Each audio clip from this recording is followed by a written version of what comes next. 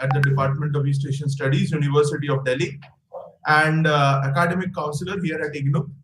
And I've been teaching you the paper Comparative Government and Politics. And the code of this paper is BPSC 133. So let's begin our learning session today.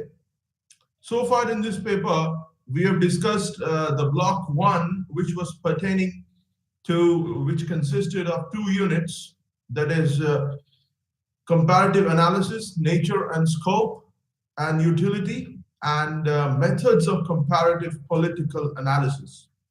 Moving on in the second block, which was pertaining to comparing regimes, we had discussed about authoritarian and democratic regimes, as well as civilian and military regimes. So these are the types of regimes that we have discussed, and we have compared them as well.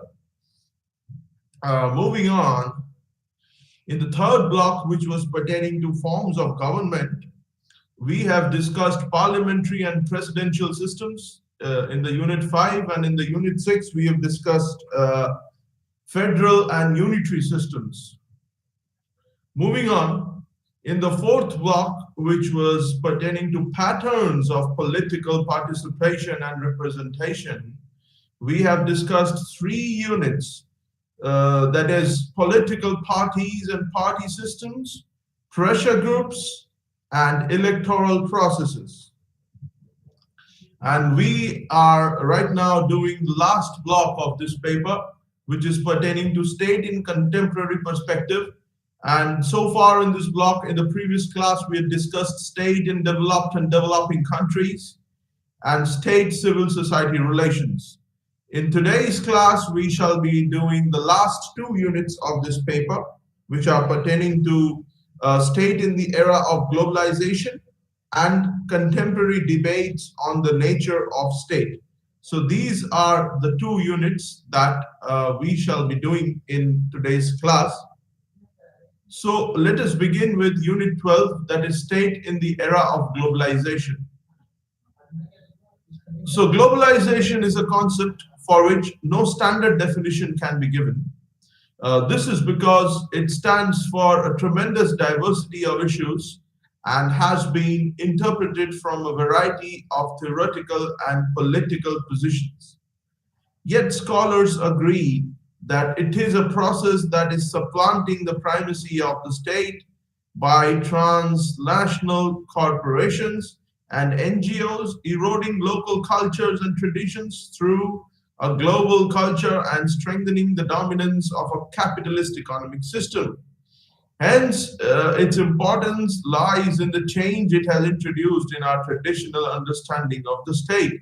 Having introduced the idea of the state, its evolution, nature, and functions in the 10th unit of this block, we will, in this unit, examine the debate on the state in the age of globalization.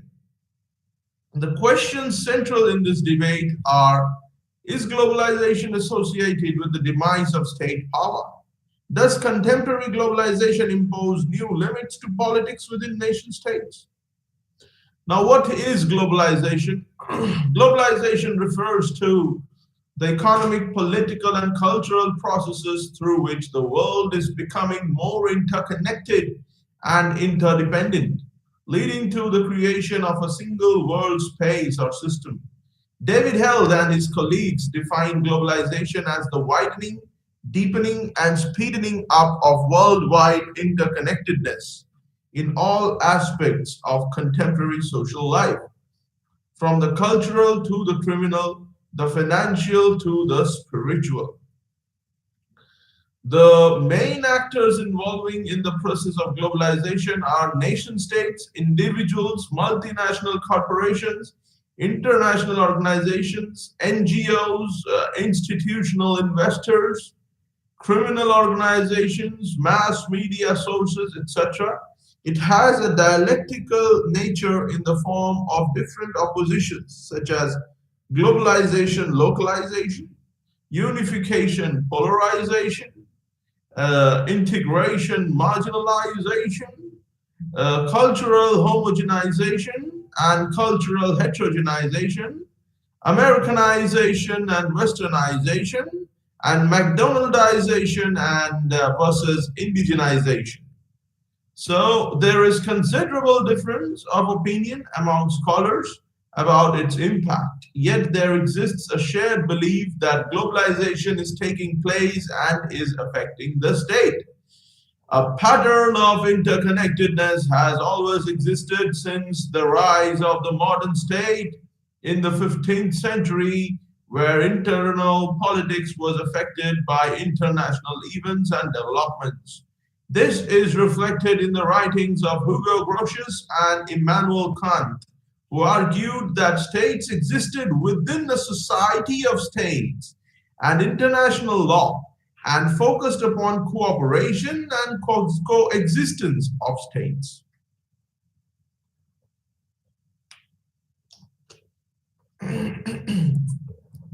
However, what we are experiencing today is a qualitatively new phenomenon. Vast networks of global interaction and financial flows over which individual states have very limited control. Tremendous growth in communication, emergence of international organizations and regimes, trans-governmental action, global military order, and the declining role of geographical and physical distance in politics, economics, and war, due to the proliferation of powerful computers, microelectronic media technologies, and social media. That is what is happening today. And that is a part of the phenomena of globalization. Now, globalization is the end product of a historical process of capitalist expansion that originated in Europe and has covered the world. While there is no agreed starting point, certain historical epochs over which it has developed can be identified. The first great expansion of European capitalism took place in the 16th century, following the first circumnavigation of the earth in 1519 and 1521 by Ferdinand Magellan. But the first major expansion of world trade and investment took place in the late 19th century following the Industrial Revolution in Europe, which made these countries producers of manufactured goods. It was also the golden period of colonialism, when the great powers of the West were able to divide the world between them and exploit its resources. So there was this treaty of Tordesillas between Spain and Portugal, which divided the earth into half. Spain kept the Western Hemisphere and Portugal kept the Eastern Hemisphere, as per the Treaty of Tordesillas. Now, this was brought to a halt with the World War I and the bout of anti-free trade protectionism due to the Great Depression of 1930s. The end of the Second World War brought another great expansion of capitalism with the rise of multinational corporations, MNCs, which further internationalized production and trade. In the economic field, the new Bretton Woods system helped in the liberalization of trade. The introduction of floating exchange rate in place of fixed exchange rate in the 1970s led to the rise of international financial markets. In political terms, decolonization created a new world order with the emergence of a number of new states. The more contemporary phase of the triumph of global forces dates from the fall of the Berlin Wall and the collapse of the Soviet Union, which ended the Cold War between the forces of capitalism and socialism, leaving the former triumphant. And this has been termed as the end of history by Francis Fukuyama in his book, End of History and the Last Man. Even before Francis Fukuyama, Daniel Bell had coined this phrase called end of ideology debate in the 1960s. With this, globalization has become a reality for people living in all parts of the world. Now, let us discuss some of the approaches to globalization. Scholars are divided about the nature of this new process called globalization and consequently its impact. Three approaches to understanding the ongoing process of globalization can be identified in the current literature. One approach is that of the hyperglobalists who present a hyper account of globalization and regard it as a central and irreversible process. Kenichi Omai, a Japanese management guru, defines globalization as a new epoch of history in which traditional nation states have become unnatural, even impossible business units in a global economy. This view privileges economic power or that of the market, where the borderless economy reduces national governments to little more than transmission belts for global capital, or simple intermediate institutions sandwiched between increasingly powerful local, regional, and global mechanisms of governance. International markets and multinational corporations have become strong and impersonal forces driving the world. Consequently, the power of states is correspondingly declining. Now power is diffused. It is the local and international forces that are important, not states, which have lost their earlier authority and legitimacy and have little control over what is happening within their borders. Hyperglobalists believe that economic globalization is creating new forms of social and political organizations, international civil society, and supra-state government, which will eventually replace the traditional nation state as the primary political and economic unit of world society. Thus, the old north-south divide or the core periphery based international relations is disappearing and a more complex architecture of economic, political, and social power is emerging. So we can say theories like the world systems theory propounded by Immanuel Wallerstein are becoming redundant in the modern context. In this situation, states that do not globalize or move with the times, it is held will be left behind. Older welfare state policies or social democratic models of governance are now of no use. A new international elite or knowledge class is developing worldwide, which is equipped to benefit from the changes that globalization has introduced, while others are marginalized. These changes are accompanied by a worldwide consumerist ideology, which displaces traditional cultures and ways of life and imposes a new global common identity within a global civilization defined by universal standards set by the discipline of markets. The hyperglobalists therefore argue that globalization represents a fundamental reconfiguration of human action. Sharply opposed to hyperglobalists is the viewpoint of scholars who can be best described as the skeptics. The skeptics argue that globalization, as described by hyperglobalists, is a myth. They maintain that contemporary globalization is neither new nor revolutionary. Interdependence, they insist, is not higher today than in the late 19th century, which witnessed a greater increase of trade, labor flows, and economic interdependence, with much higher levels of integration of states into the international system. They argue that what is being described as globalization is actually high levels of interstate trade and the expansion of regional common markets, such as the North American Free Trade Agreement, NAFTA, and European Union. Further, in contrast to hyperglobalists privileging political rather than economic power, They feel that the latter are being naive in underestimating the political power of states. It is not the markets that rules, but the state that regulates all economic activity. The forces of globalization are themselves dependent upon the regulatory power of national governments to make states globalize, liberalize, and privatize. Thus, politics and not economics alone are important in determining the relations among states in an increasingly interdependent world. The power of states, in other words, has not ebbed. State sovereignty has not eroded, and multinational corporations remain under national control.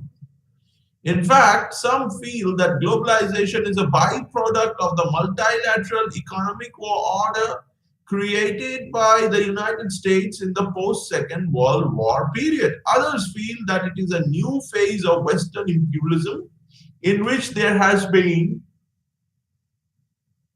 intensification of world trade and investment by Western states that have emerged as the agents of monopoly capital. Finally, the skeptics point out that there has been no restructuring of world economy. Most trade and investment still favors the north and marginalizes the south, as a result of which inequalities between the two areas are increasing and the old international division is becoming stronger. In fact, they feel that it is these rising inequalities which are leading to fundamentalism, ethnic resurgence, and aggressive nationalism rather than a world civilization and internationalism. Instead of cultural homogenization, what we are witnessing is re-emergence of local identities. There is no global governance, only Western dominance, which hides behind a convenient slogan of globalization. A third and more balanced view comes from the transformationists, who believe that globalization is transforming the world and see it as a driving force behind the rapid social, political, and economic changes that are reshaping modern society and our world order.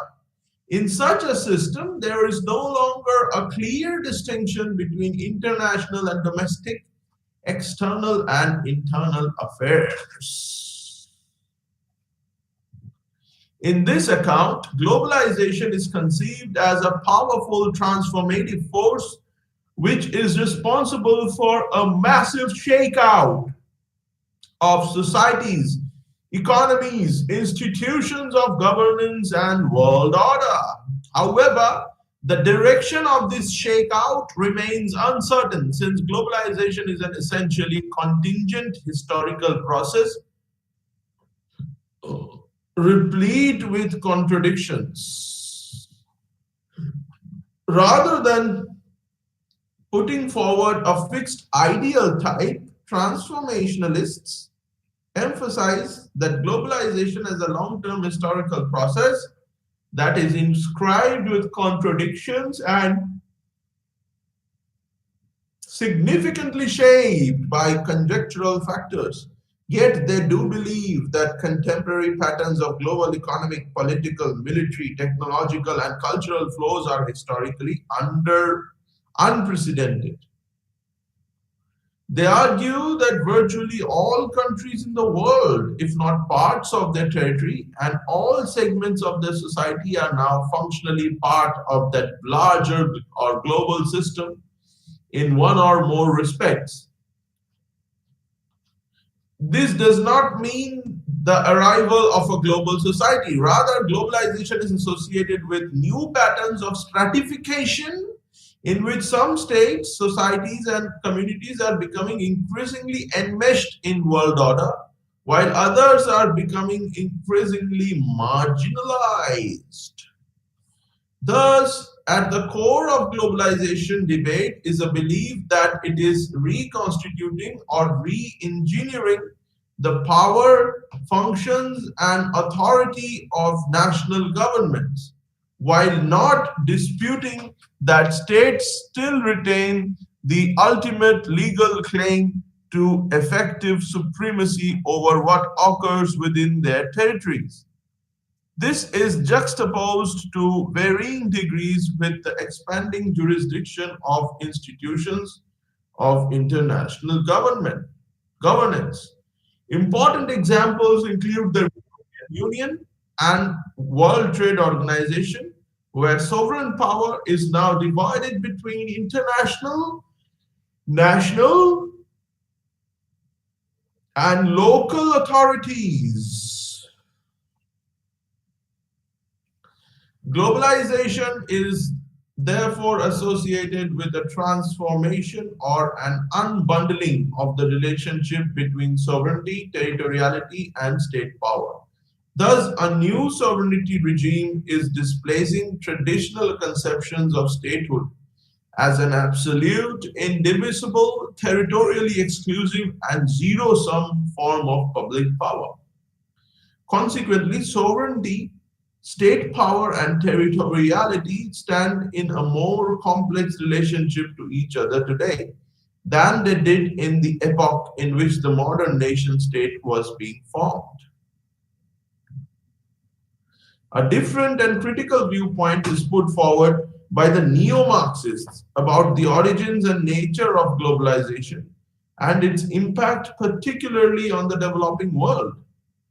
Describing globalization as a new form of imperialism, they see it as an extension of the neoliberal conservative policies practiced by the advanced Western countries to put their own economies in order, as well as overcome global depression following the oil crisis of the 1970s and 1980s. While these policies helped the advanced countries, it did not help the developing states, on whom there is tremendous pressure today to liberalize and privatize internally and externally to open their economies to the forces of globalization.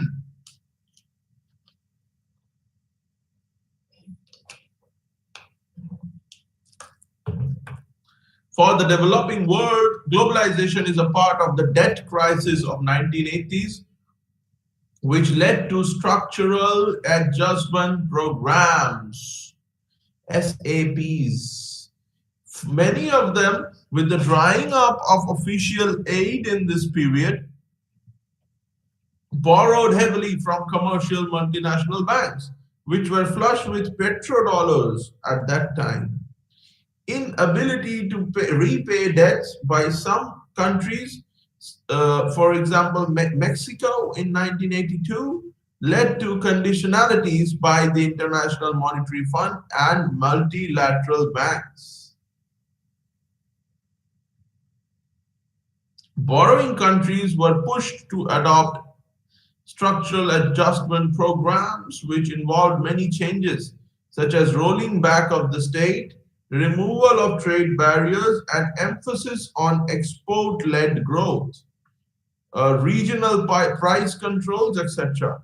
In the political field, the conditionalities on developing states have taken the shape of insistence on maintenance of democracy, good governance, and human rights. These developments have led to the introduction of competitive market forces and dismantling of welfarism within the developing states. This has in turn led to greater class and regional inequalities within them, leaving large sections of the population, such as the smaller farmers, agricultural laborers, smaller industrialists, vulnerable to the impact of globalization. In India, this is visible in the suicides by cotton farmers in regions such as Andhra Pradesh, Maharashtra, and Punjab. Thus, globalization in the form of structural adjustment programs has led to a decline of developing states and their inability to thrive in a world of open economies. These states are not in a position to compete and take advantage of the new opportunities that globalization has introduced. which have gone largely to the advanced Western states, and even within them to already better off sections of the population. While there was growth initially in some Latin American states as a result of structural adjustment programs, they have also contributed to widening of social inequalities and poverty. A suitable example being the impact on Argentina. The impact on Africa was clearly indicated by the World Bank itself in its 1989 report on the continent. In fact, during the 1990s, the World Bank and the International Monetary Fund have themselves called for safety nets or policies to help the poor in these countries and for adjustment with a human face. This has led to increasing unrest and violence against the governments in many developing countries, and even in some developed countries against increasing inequalities and decreasing levels of employment.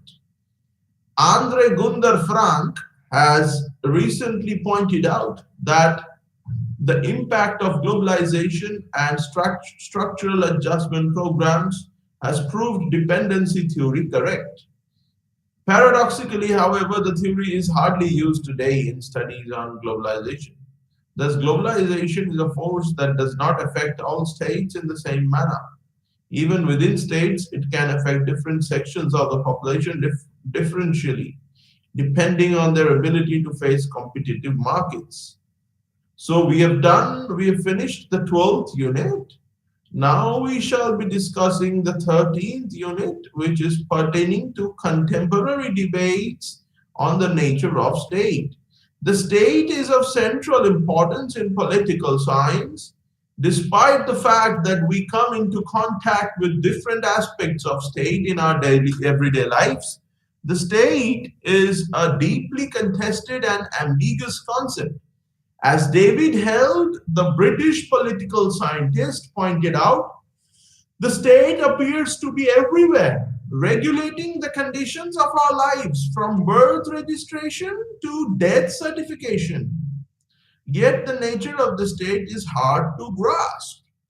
Although the Max Weber's definition of state as the human community that claims the monopoly of the legitimate use of physical force within a given territory is widely recognized. There exists an unending debate among scholars about the essence of states and its role and jurisdiction.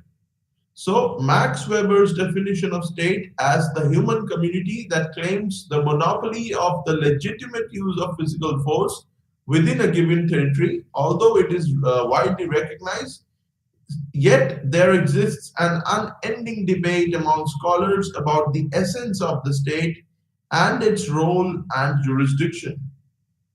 This is no doubt because there are different perspectives from which the state has been analyzed.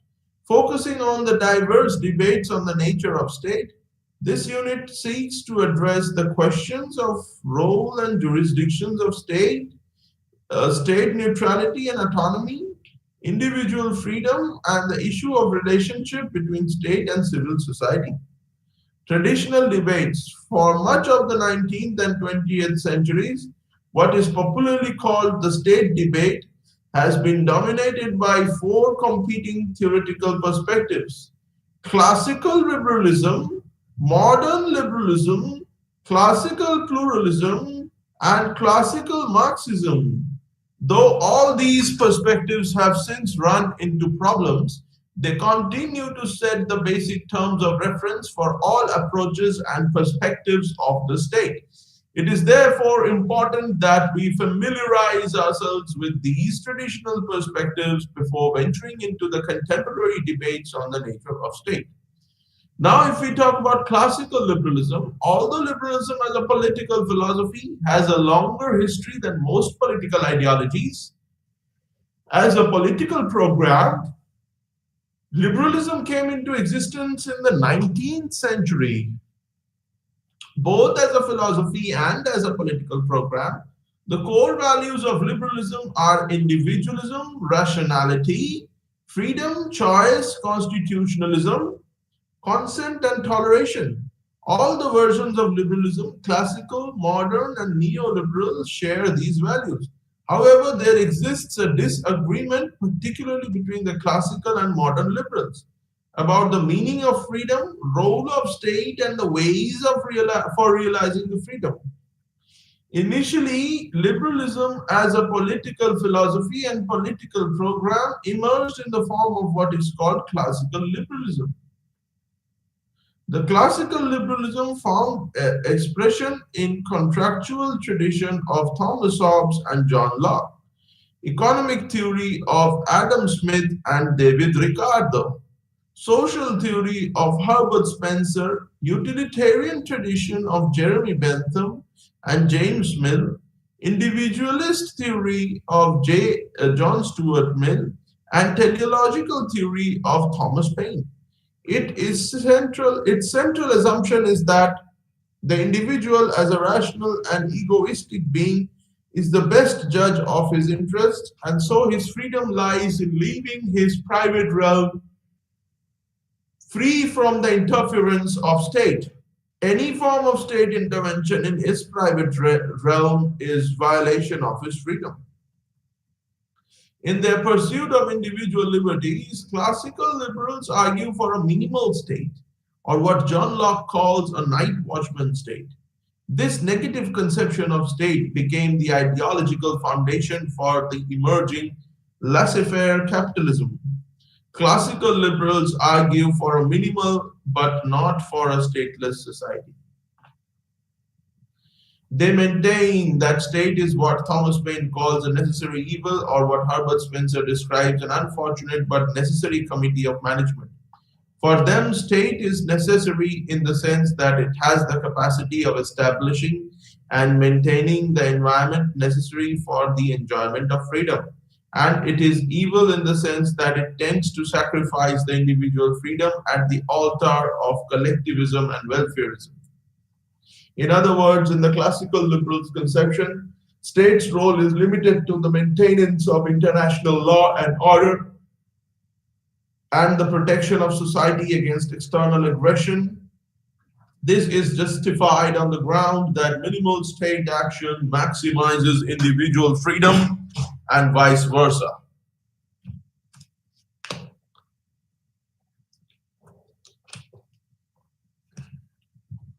Beyond these two functions, the state has no reason to intervene in the lives of individuals and in the market, which they believe brings progress and prosperity when left alone by state and its institutions. So proponents of these ideas are people like Adam Smith, who wrote his seminal work, The Wealth of Nations. By celebrating the separation between public and private realms and restricting the state's role to maintenance of order and security, classical liberals insist that state has neither an independent existence nor is an independent source of political power. It is the promotion of individual freedom and rights in a neutral manner that gives meaning and purpose to the state. Now, if we talk about modern liberalism, by the end of the 19th century, classical liberal conception of minimal state began to be questioned by modern liberals such as Thomas Hill Green, L.T. Hobhouse, J.A. Hobson, and John Maynard Keynes, on the ground that social disadvantages and inequalities associated particularly with the process of industrialization and free market have threatened the sphere of individual freedom. Unlike classical liberals, these modern liberals conceptualize freedom not merely as absence of external constraints, that is, legal and physical constraints on the individual, but also as the presence of certain socioeconomic and other enabling conditions which make enjoyment of liberty meaningful. On the basis of this conception of freedom, The modern liberals advocate a more positive and activist role for the state and justify the necessity of what is called the welfare state, a state that is responsible for social amelioration of its citizens. State was expected to discharge a wide range of services related to education, health, social security, housing, and so on. In other words, modern liberals see the state as having a more extensive role in removing socioeconomic evils, such as unemployment, poverty, homelessness, sickness, ignorance, and so forth, which they believe prevent individuals from realizing their freedoms. The state intervention is thus seen not as reducing liberty, but rather as expanding it and promoting justice. Like classical liberals, the modern liberals view the state in an epiphenomenal way, in that the state intervention is allowed on the condition that it should expand liberty. Now, if we talk about classical pluralism, pluralism is an extension of liberal tradition. It emerged as a distinctive philosophy in late 19th century as a reaction to monism and notion of an absolutist state. Methodologically, the spread of behavioralism in 1950s and early 1960s gave a concrete shape to pluralist position. It believes that groups rather than individuals are the building block of politics and state. Political power is dispersed amongst a wide variety of social groups, and state is like one of the associations present in society which are independent of it in terms of their origin, existence, and loyalty of members. However, state is an association of associations, in that its jurisdiction is compulsory over all individuals and groups within its fold. This does not, however, mean that state has an overwhelming or absolute sovereignty. State has to justify the existence of its special powers. Uh, the role of the state is thus to resolve the conflicting and competing interests of different groups, not by imposing its own will on them, but by simply acting as a mediator. By and large, both the classical and neo-pluralists share these three assumptions, but there exists a disagreement between them over the nature of accessibility of groups to state. Some of the important proponents of classical pluralism are Arthur Fisher Bentley, Charles Merriam, David Truman, Mary Parker Follett, and Robert Dahl. The key elements of their approach to the state can be given as following. First, political power is fragmented throughout society in such a way that it is impossible for any single group, including the state, to gain dominance over political processes and control all power centers. This means that all groups are equally capable of organizing and gaining access to government. As Robert Dahl, 1956, for instance, has maintained that all the active and legitimate groups in the population can make themselves heard at some crucial stage in the process of decision making.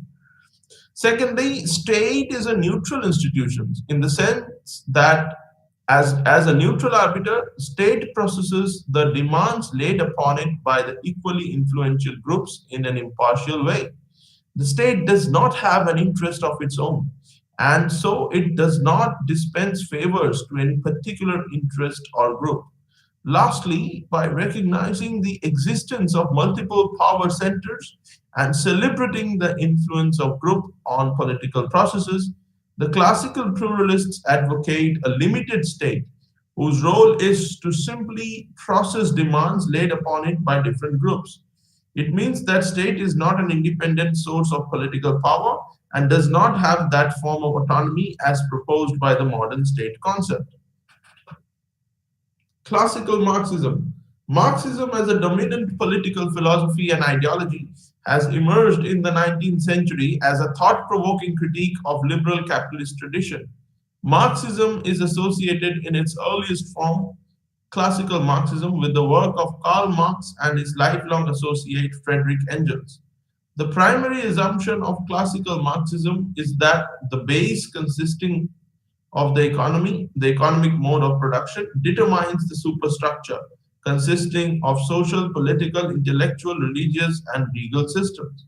The class which dominates the base has a control over the superstructure. On the basis of this assumption, Marx and Engels, in their works German Ideology and Communist Manifesto, advocated an instrumental theory of state, challenging the liberal notion of state as a neutral institution. The instrumental theory proposed by Marx and Engels argues that the state in capitalist society is a class institution, which, as an instrument in the hands of the economically dominant class, serves the interests of this class. As they put it, the executive of the modern state is but a committee for managing the common affairs of the whole bourgeoisie.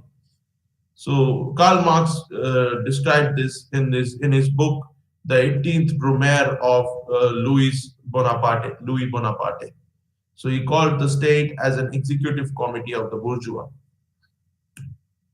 Sharing this position, Vladimir Ilyich Lenin, in his The State and Revolution, has insisted that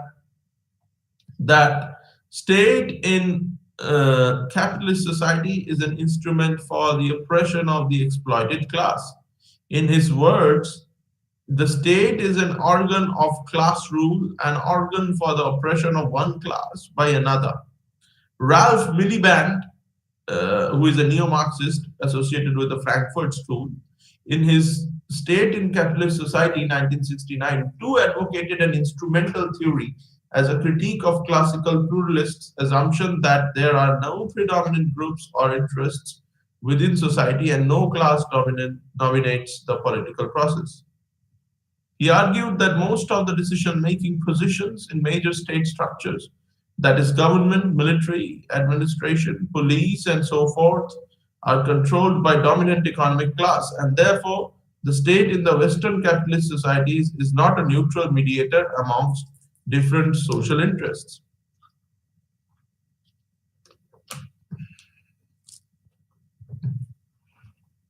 Believing that state as a part of superstructure emerges from the material base and is directly dependent on the economic, social, and political power of the dominant class, the classical Marxists argue that state is not autonomous and has no existence, purpose, or interest independent of those of the economically dominant class. Like other approaches to state, the classical Marxist approach sees the state in an epiphenomenal way. For classical Marxists, the state in capitalist society, in nutshell, is non-autonomous and oppressive agent of dominant capitalist class, and therefore it is to be smashed by revolution. Contemporary debates, the latter part of the 20th century witnessed unprecedented social, economic, and political developments characterized by rise of big governments, global spread of capitalism and democracy, increasing power of business in a market economy, and rise of identity politics, amongst others. In the context of these developments, the liberals, Marxists, and pluralists, while pursuing the core values of their respective traditional philosophies, revised and updated the classical liberal, Marxist, and pluralist approaches to the state respectively.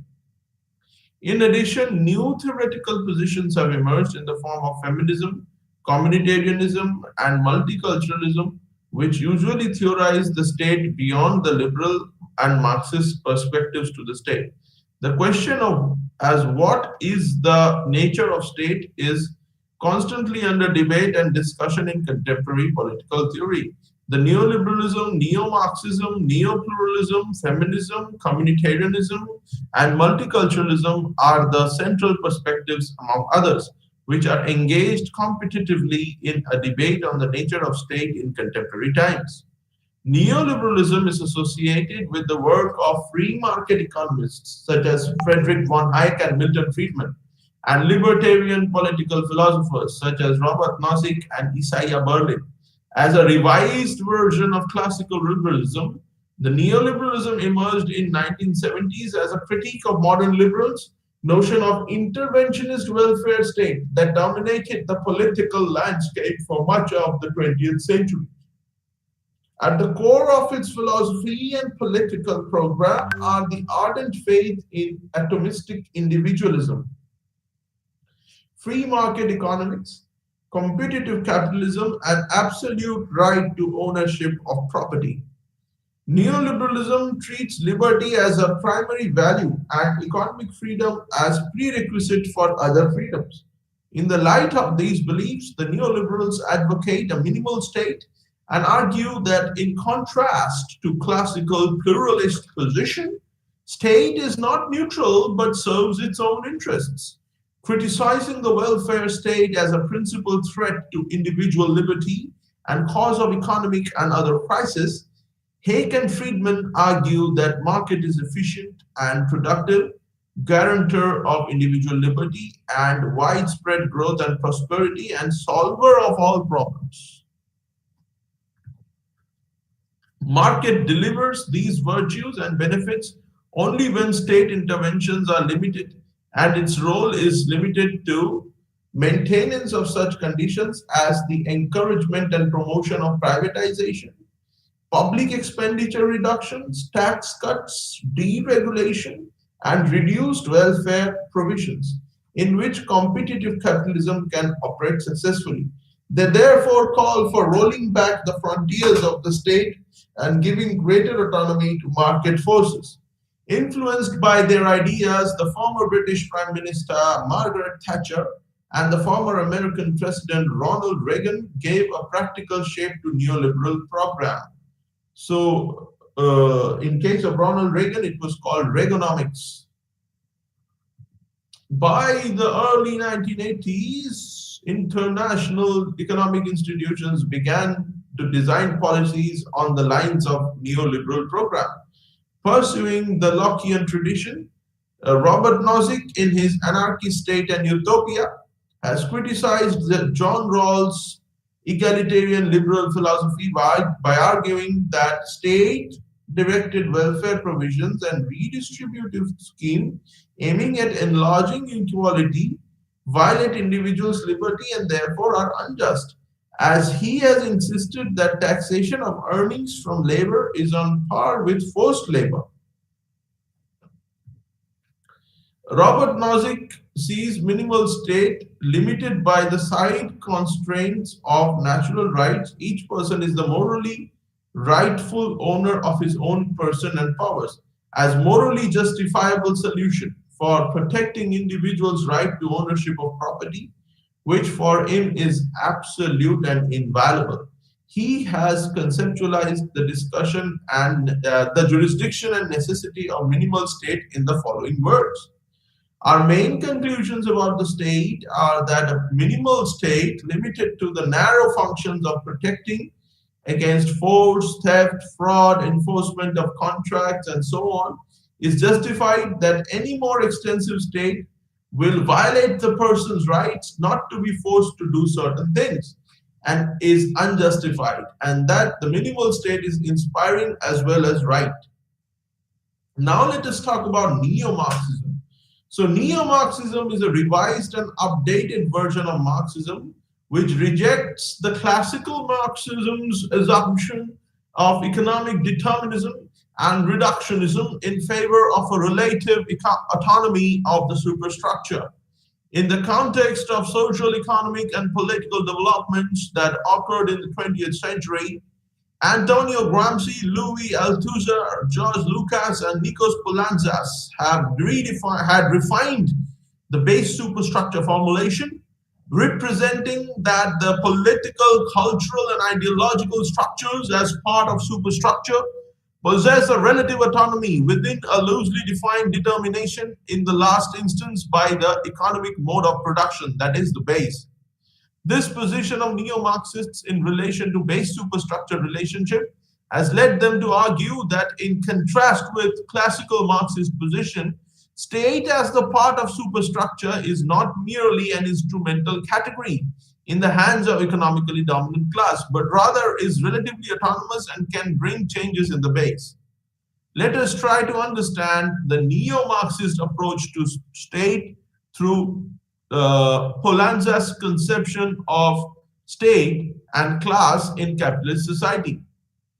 Influenced by the French structuralist uh, Louis Althusser, Poulantzas in his book Political Power and Social Classes and in an article The Problem of the Capitalist State has advocated a structural Marxist theory of state as a critique of Ralph Miliband's instrumental theory. His structural theory suggests that capitalist mode of production is not associated merely with economic structure, but rather is composed of four distinct levels: economic, political, ideological, and theoretical, which exist together in the form of what he calls a complex whole.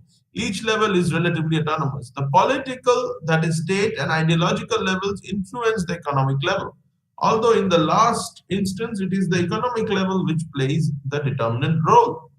Against Ralph Miliband's claim that separate economic elites in capitalist society are homogeneous with high degree of cohesion and solidarity, Poulantzas argue that there are internal divisions based on economic interest within a capitalist class as a whole. Thus, to ensure the continuance of the capitalist system and save the long-term interests of the capitalist class as a whole, the state, he argues, plays the role of maintaining cohesiveness between the levels of social formation.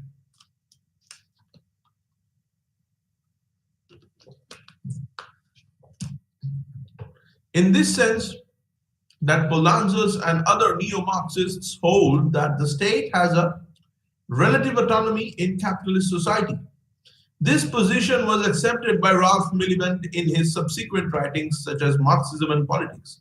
However, neo-Marxists insist that the state in capitalist society is not neutral, as its existence lies in maintaining that exploitative capitalist system in which wealth production by one class is expropriated by another class.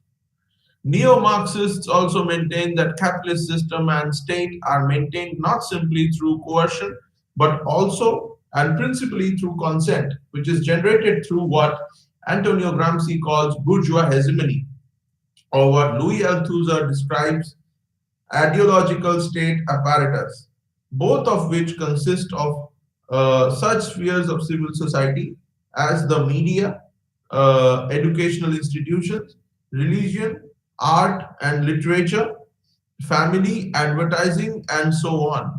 These spheres of civil society generate and spread such capitalist values and beliefs which serve to perpetuate the injustices that lie at the core of capitalist societies. Thus, neo-Marxists argue that in contrast to liberal tradition, civil society is not neutral and non-political domain.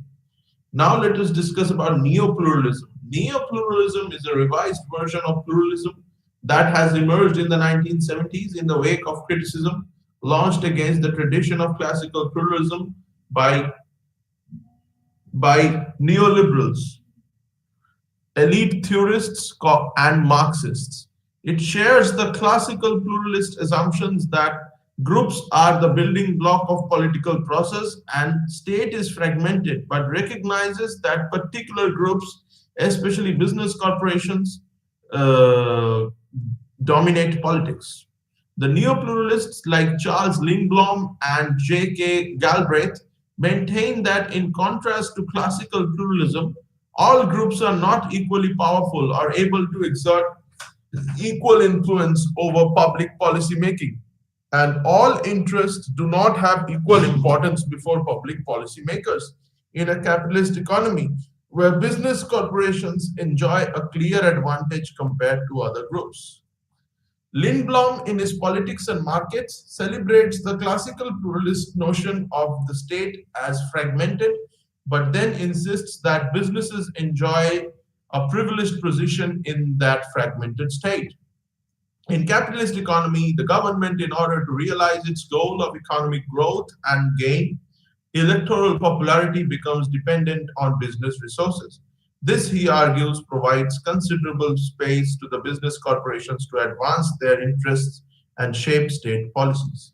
In this sense, the business corporations, compared to other groups, enjoy dominance over public policy making, particularly over the economic agenda of the government. Galbraith, in his The Affluent Society, has pointed out that large corporations in relation to small firms have the ability to control their markets through the power of advertising. Thus, large corporations, by virtue of their dominance over economic markets, exert preeminent influence over public policy making. Robert Dahl, in his later work, Dilemmas of Pluralist Democracy, accepted the position held by Lindblom and Galbraith that pluralism cannot be regarded as an open competition between truly equal political forces. So we have finished this paper today. We have discussed the two units, that is state in globalization, which was the 12th unit. The 13th unit we have just finished is pertaining to the contemporary debates on the nature of the state. And the 12th unit, which we did earlier on today, was state in the era of globalization. So we are finished with this paper, that is state in comparative perspective. And so we have done this paper, comparative government and politics. We have finished it. We have done the 13 units that were there in this paper. And we are done with the last two units today. So thank you so much for joining today's class. Namaste.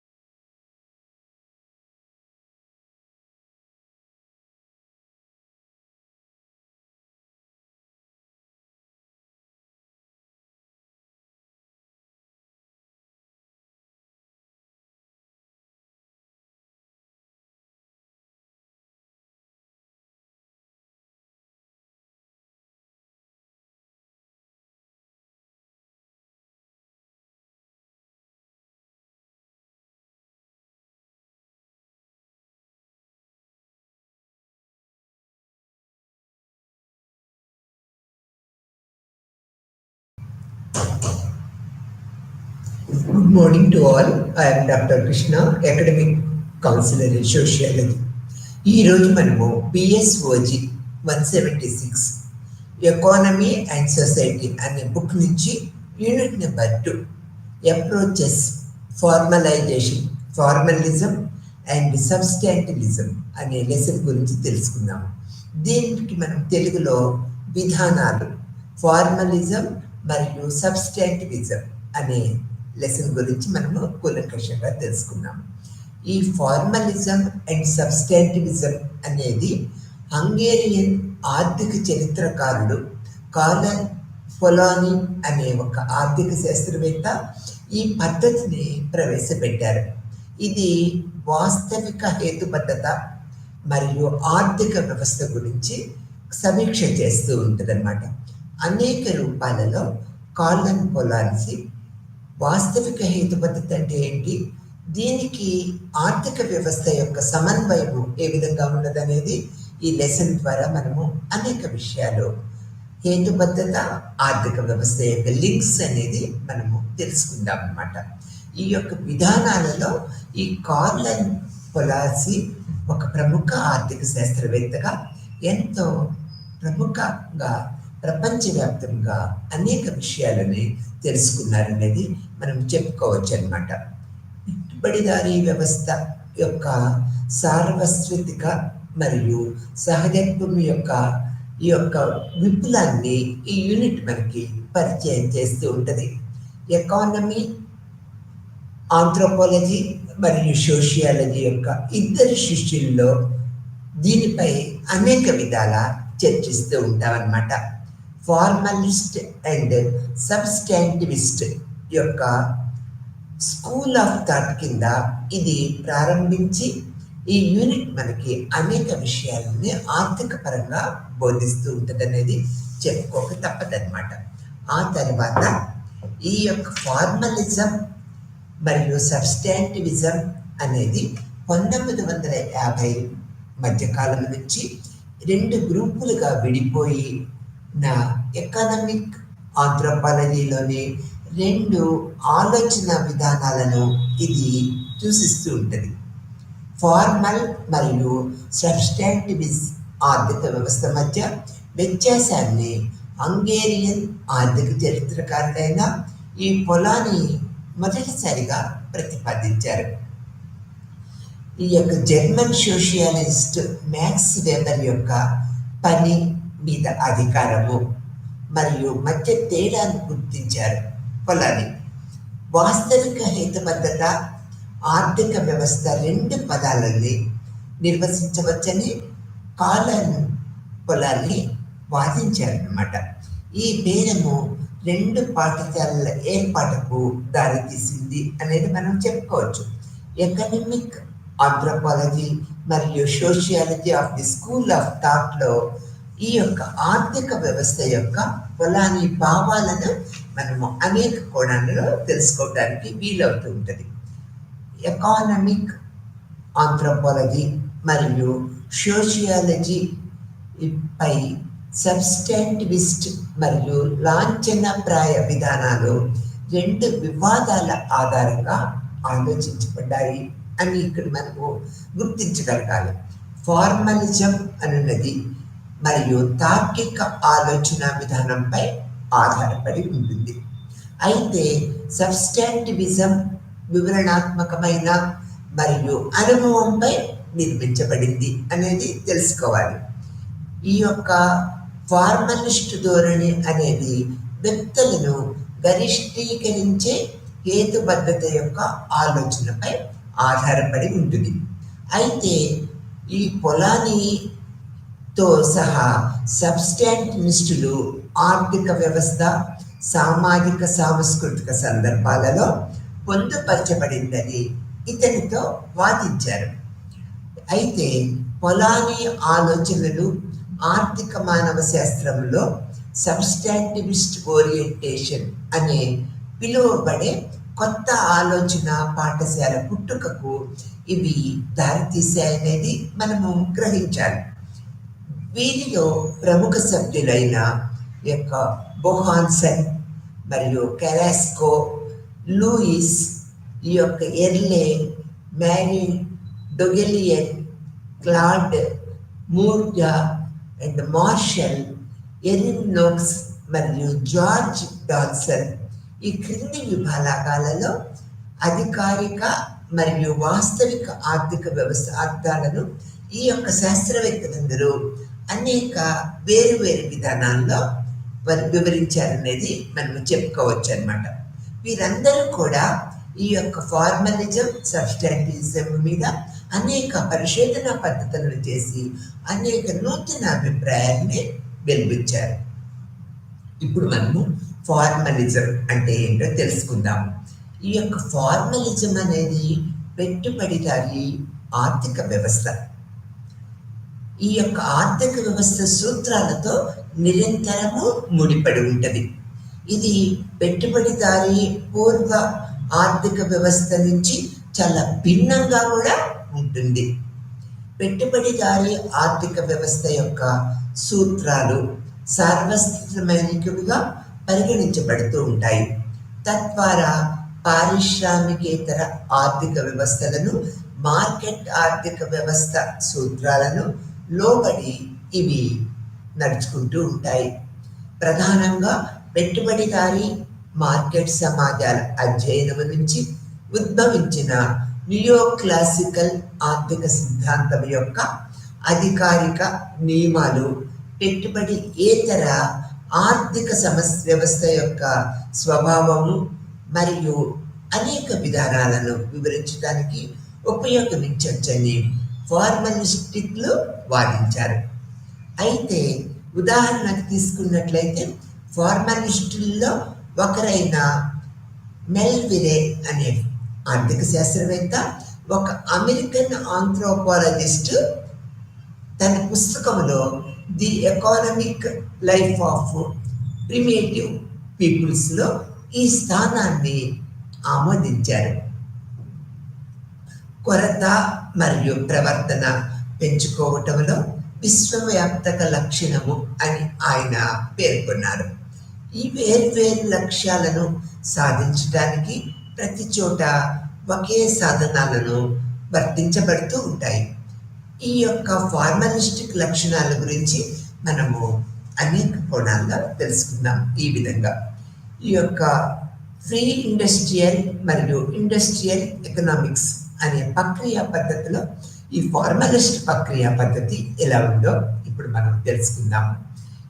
Curl ఫొలాసి తన seminal పుస్తకము the great ట్రాన్స్ఫర్మేషన్లో European నాగరిక పారిశ్రామిక పూర్వ ప్రపంచం నుంచి పారిశ్రామికీకరణ యుగం వరకు గొప్ప పరివర్తనలో ఇటువంటి సిద్ధాంతిక నమూనా పుట్టుకను అతి వివరంగా వివరించారు.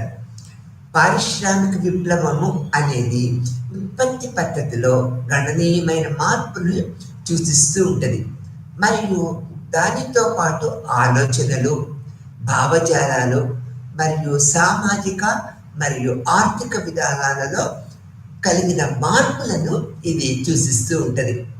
గ్రేట్ ట్రాన్స్ఫర్మేషన్లో అతను ఫలోమి 19వ శతాబ్దం ప్రారంభంలో ఇంగ్లాండ్లో మార్కెట్ క్యాపిటలిజం యొక్క పరిణామాలను మరియు మిగిలిన పారిశ్రామిక ప్రపంచంలోని పరిణామాలను అనేక కోణాలలో విశ్లేషించారు. అతని ప్రకారము మార్కెట్ క్యాపిటలిజం డబ్బు యొక్క ఒకే ప్రమాణము ప్రకారము అన్ని వస్తువులు మరియు సేవలు సరుకుగా మరియు వాణిజ్యీకరించింది.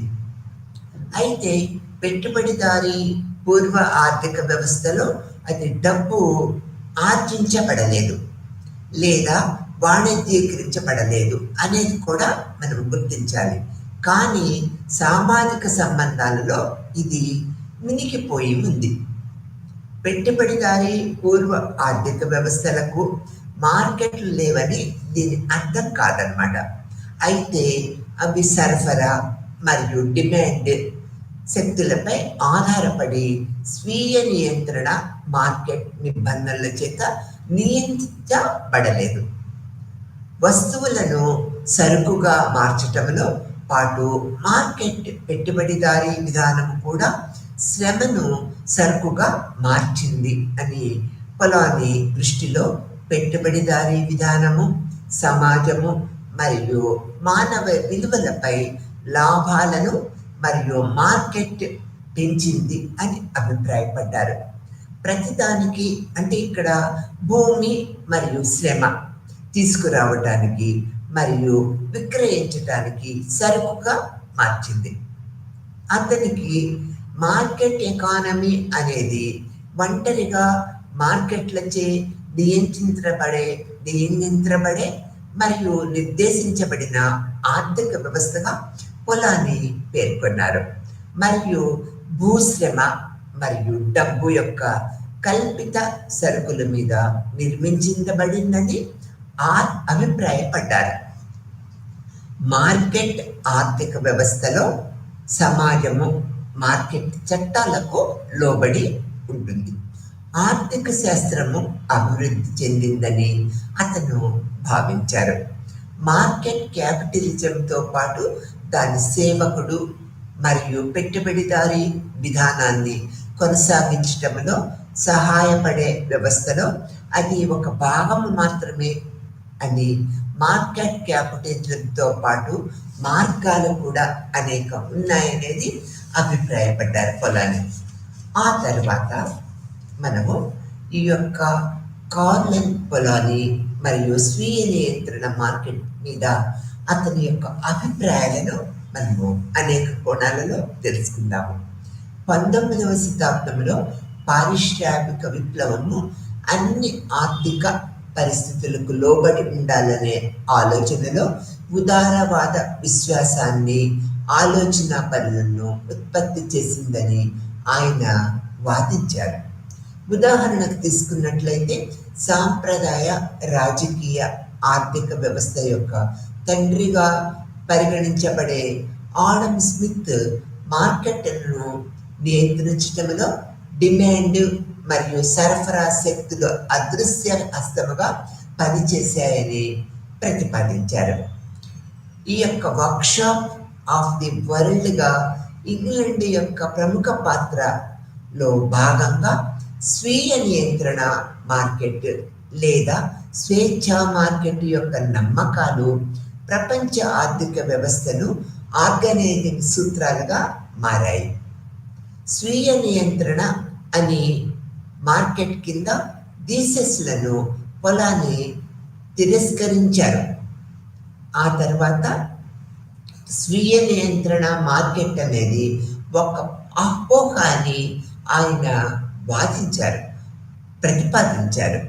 ఎందుకంటే అది దాని అంతర్గత పనిలో లోపాలు మరియు ప్రభుత్వ జోక్యాలను అవసరమైన దాని పర్యావసాలతో నిండి ఉందని పొలాని అభిప్రాయపడ్డారు.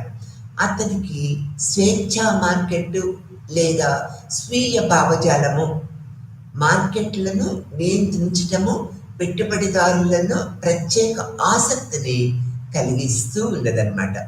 అందువల్ల స్వేచ్ఛా మార్కెట్ భావజాలము స్పష్టముగా పెట్టుబడిదారీ విధానానికి దాసోహము అయింది. ఈ విధముగా అతను అధికారిక ఆర్థిక వ్యవస్థ యొక్క కేంద్ర థీసిస్ అయిన స్వీయ నియంత్రణ మార్కెట్ యొక్క అపోహను విచ్ఛిన్నం చేశారనేది మనం ఇక్కడ చెప్పుకోక తప్పదన్నమాట. ఇక్కడ 1929లో స్టాక్ మార్కెట్ పతనము తర్వాత యునైటెడ్ స్టేట్స్లో ఉద్భవించిన 1930ల గ్రేట్ డిప్రెషన్ లాలెసిస్ ఫెయిర్ దీన్ని తెలుగులో స్వేచ్ఛా మార్కెట్ అని మనము ఇక్కడ పేర్కొంటూ ఉంటాం అన్నమాట. ఇక్కడ 1933 నుంచి కూడా ఈ యొక్క వ్యవస్థ యొక్క పురాణాన్ని పూర్తిగా నాశనం చేసిందని మీకు తెలుసా? ఈ యొక్క 1933 నుంచి 1940 వరకు యుఎస్ అధ్యక్షుడిగా ఉన్న రూజ్వెల్ట్ ఆర్థిక వ్యవస్థను పునరుద్ధరించడానికి ప్రభుత్వము భారీ ఖర్చుతో ముందుకు రావటంతో యుఎస్ ప్రభుత్వము జోక్యం చేసుకోవాల్సి వచ్చిందనమాట. ఈ యొక్క 1932లో తన ప్రసంగాలలో ఒకదానిలో అతను మార్కెట్ ఆర్థిక వ్యవస్థను స్వీయ నియంత్రణ యొక్క అపోహలపై ఆసక్తికరమైన వ్యాఖ్యలు కూడా చేశారు. అదే వ్యక్తి వ్యాపారంలో ప్రభుత్వ జోక్యం చేసుకోవటాన్ని తాను చూడకూడదని మీకు అతను చెప్పారు. మరియు అతను దానిని అర్థం చేసుకున్నారనేది మనం భావించాలి. అలా చెప్పటానికి చాలా మంచి కారణాలు కూడా ఉన్నాయి. వాషింగ్టన్కి వెళ్ళి తన ఉత్పత్తిపై నిషేధిత సుంకం కోసము ప్రభుత్వాన్ని కోరిన మొదటి వ్యక్తి. 2 ఏళ్ల క్రితం చేసిన విధానంగానే అతను అదే వేగంగా ముందుకు వెళ్ళారు. యునైటెడ్ స్టేట్స్ ప్రభుత్వము మరియు రుణము కోసము అడగండి మరియు పునర్నిర్మాణము ఫైనాన్స్ కార్పొరేషన్ ప్రతి సమూహము దాని స్వంత ప్రత్యేక ప్రయోజనాల కోసము ప్రభుత్వం నుంచి రక్షణ కోరింది. ప్రభుత్వం యొక్క విధి ఏ చిన్న సమూహానికి అనుకూలంగా ఉండకూడదని, దాని పౌరులందరికీ వ్యక్తిగత స్వేచ్ఛ మరియు ప్రైవేట్ ఆస్తి హక్కును రక్షించడానికి దాని విధి యొక్క వ్యయము అని ఆయన పేర్కొన్నారు. తరువాత సాంప్రదాయ రాజకీయ ఆర్థిక వ్యవస్థ ప్రచారానికి విరుద్ధంగా ఈ యొక్క పెయిర్ ఆర్థిక వ్యవస్థ వాస్తవానికి ఉద్దేశపూర్వక సామాజిక చర్చ యొక్క ఉత్పత్తి అనే పొలాన్ని వ్రాసినట్లు ఇది మనకి రుజువు చేస్తూ ఉంటుంది. ఈ యొక్క లైసెన్స్ ఫెయిర్ ప్రణాళికతో ఇది చేయబడింది. ఈ యొక్క ప్రణాళిక అనేది the great transformation, the political and economic origins of our టైంలో ఇది మనము 1957లో ప్రముఖంగా పేర్కొనటము జరిగింది అని చెప్పుకోవాలి. ఆ తర్వాత స్వయం నియంత్రణ యంత్రాంగానికి అప్పగించబడిన అధికారిక ఆర్థిక వ్యవస్థ లేదా పెట్టుబడిదారీ ఆర్థిక వ్యవస్థ డబ్బు పరంగా గరిష్ట లాభాలను సాధించే విధంగా మానవులు ప్రవర్తిస్తారనే ఆలోచన ప్రచారం చేయబడింది. ఇది మీన్స్ అండ్ రిలేషన్షిప్గా సిద్ధాంతరీకరించబడిందని కూడా మనము చెప్పుకోవాలి. ఇది ఇష్టపడే చివరలకు సంబంధించిన అరుదైన మార్గాల మధ్య ఎంపిక ఆలోచనపై ఆధారపడి ఉంటుంది. మార్గాల ఎంపికను నియంత్రించే నియమాలను హేతుబద్ధమైన చర్య యొక్క తర్కము అని పిలుస్తూ ఉంటాము. ఇది అధికారిక ఆర్థిక శాస్త్రం యొక్క మరొక ప్రధాన అంశాన్ని మనకి సూచిస్తూ ఉంటుంది. అధికారిక ఆర్థిక వ్యవస్థలో హేతుబద్ధమైన చర్య అనేది ముగింపులకు సంబంధించిన మార్గాల ఎంపికగా నిర్వహించబడింది. ప్రకృతి నియమాల వల్ల లేదా ఆట నియమాల వల్ల అయినా అంతిమాన్ని అందించడానికి మీన్స్ ఏదైనా తగినవి. ఇక్కడ మీన్స్ ఎండ్ సంబంధం యొక్క తార్కిక లక్షణము నుంచి ఉద్భవించిన ఆర్థిక వ్యవస్థ యొక్క అటువంటి అధికారిక అర్థము ఎకనామికల్ లేదా ఎకనమైజింగ్ వంటి పదాలలో స్పష్టంగా మనకి కనిపిస్తూ ఉంటుంది. ఇది ఎంపిక యొక్క ఖచ్చితమైన పద్ధతిని మనకి నిరంతరము సూచిస్తూ ఉంటుంది. అనగా ప్రేరేపిత మార్గాల యొక్క విభిన్న ఉపయోగాల మధ్య ఇది మనకు అనేక కోణాలలో ఆ మార్గాల అసమర్థత ఎంపిక ఎల్లప్పుడూ కొరత ఊహించదు అనేది కూడా మనం ఇక్కడ గమనించాలి. నిజానికి పొలాన్ని ఈ యొక్క అర్థాలు తక్కువగా ఉంటే సమృద్ధిగా మూలాధారాలతో మానవ సమాజాలను కఠినమైన ఎంపికలు ధోరణులను మనకి చూపిస్తూ ఉంటాయి అనేది ఇక్కడ భావన. కొరత మరింత కష్టతరమైన ఎంపికలు మనము ఇందువలన చేయవలసి వస్తూ ఉంటుంది. పొలాని ప్రకారము నియో క్లాసిక్ ఎకానమీ యొక్క అధికారిక దృక్కోణం నుంచి మానవ సమాజము, ఆర్థిక వ్యవస్థ మరియు మానవ చరిత్ర అర్థం చేసుకోవటము అసాధ్యమని మనము భావిస్తారు. ఎందుకంటే ప్రత్యేకంగా మార్కెట్ దృగ్విషయాలను, ఆర్థిక వ్యవస్థ యొక్క గోళాన్ని కుదించటము అంటే మనిషి చరిత్రలోని గొప్ప భాగాన్ని దృశ్యం నుంచి తొలగించడం అనేది అనే అభిప్రాయాన్ని పొలాన్ని వ్యక్తపరిచారు. ఇక్కడ సబ్స్టాన్సివిస్ట్ స్కూల్ ఆఫ్ ఎకానమీ, ఆంథ్రోపాలజీ దీనికి ముఖ్య ఘాతకుడు పొలాని విద్యార్థి జార్జ్ డాల్టన్. ప్రాథమికంగా ఓరియంటేషన్లో ఈ యొక్క అనుభావికమైనదిగా ఈ యొక్క జార్జ్ మనకి తెలియపరిచారు. ఒకరు ఇచ్చిన సమాజాన్ని తీసుకుంటూ ఉంటారు, విషయాలను ఎలా పంపిణీ చేయబడతాయో చూస్తారు మరియు సూత్రాలను అర్థం చేసుకోవడానికి నిరంతరము ప్రయత్నిస్తూ ఉంటారు. ప్రధాన ఫలితము మార్పిడి సూత్రాలను అర్థం చేసుకోవటానికి ప్రయత్నిస్తూ ఉంటారు. ఈ యొక్క ప్రధాన ఫలితము మార్పిడి, పంపిణీ యొక్క కొత్త రూపాలు జాబితా, ఇవన్నీ ఆర్థిక గరిష్టీకరణ సూత్రాలపై పనిచేయటం లేదు. మానవ శాస్త్రవేత్తలు ఇప్పటికే తెలిసిన బహుమతి ఆర్థిక వ్యవస్థలను జోడించారు. వీటిలో పునర్విభజన, ఆర్థిక వ్యవస్థల భావన, వాణిజ్య నౌకాశ్రయాల దృగ్విషయము, ఈ యొక్క వివిధ దేశాల వ్యాపారంలో ముందస్తుగా స్థాపించబడిన మారకపు ధరల ప్రభావం ప్రకారము వ్యాపారం చేసే తటస్థ ఎన్క్లేవులు అనేది పొలాని అభిప్రాయపడ్డారు అనేది మనం ఇక్కడ చెప్పుకోవాల్సిన విషయం. ఇక్కడ సబ్స్టాంటివిస్టుల సవాళ్ళు, స్వీయ ప్రకటిత ఫార్మాలిస్టులు ఎదురు దాడి చేయటం ద్వారా ఎదుర్కొన్నారు. ఈ యొక్క ఫార్మాలిస్టులు ఆర్థిక శాస్త్రము అంటే ఏమిటో పొలాన్ని తప్పుగా అర్థం చేసుకున్నారనేది వారు ప్రకటించారు. ఇక్కడ ఇది ఆర్థిక వ్యవస్థ అని పిలువబడే దానికి ఉనికి లేదా లేకపోవడంపై ఆధారపడి ఉండదని, ఆర్థిక శాస్త్రము ఎకనమైజింగ్ అనే పిలువబడే ఒక నిర్దిష్ట రకమైన మానవ ప్రవర్తనకు సంబంధించిందని, ప్రజలు తమ అవుట్పుట్లను ఈ యొక్క కనిష్టీకరించడానికి మరియు రివార్డులను పెంచే ప్రయత్నంలో కొరత వనరుల కోసము వేర్వేరు ఉపయోగాల మధ్య ఎంపికలు చేసినప్పుడు వారు ఆర్థికంగా వ్యవహరిస్తూ ఉంటారు. సామాజిక శాస్త్రం యొక్క అంశము సామాజిక వ్యవస్థ యొక్క విభిన్న రూపాలను పోల్చడము కాదు, కానీ వారు చేసే విధంగా మానవులను ప్రేరేపిస్తూ ఉంటారనేది కూడా మనం ఇక్కడ తెలుసుకోవాల్సిన విషయం.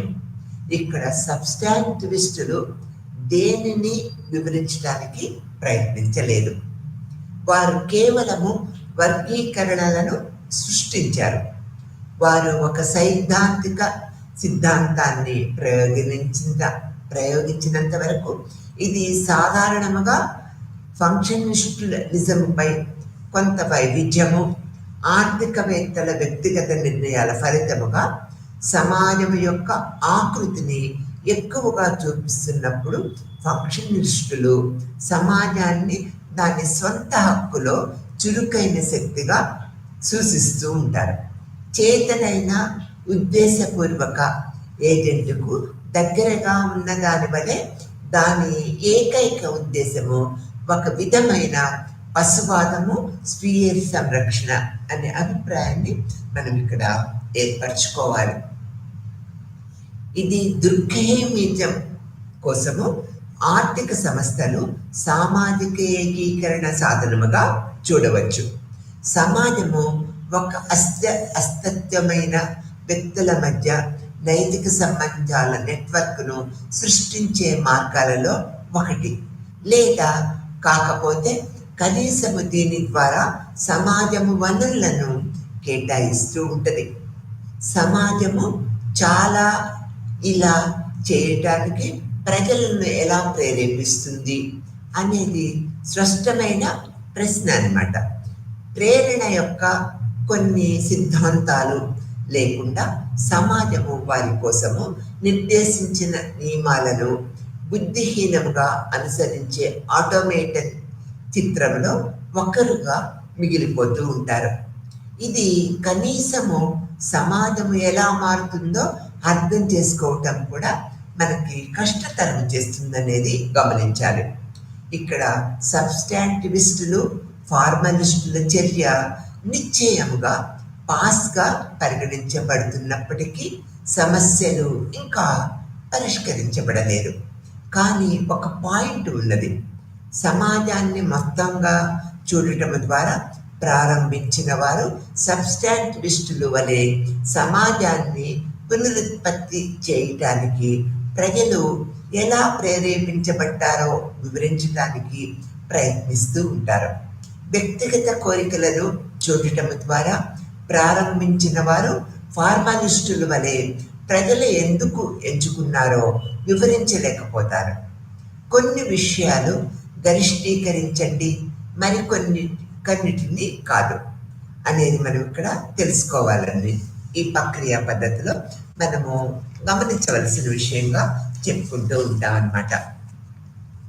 ఆ తర్వాత ఇక్కడ సబ్స్టాంటివిజం అనేది ఏంటో ఇప్పుడు కూలంకషంగా తెలుసుకుందాము.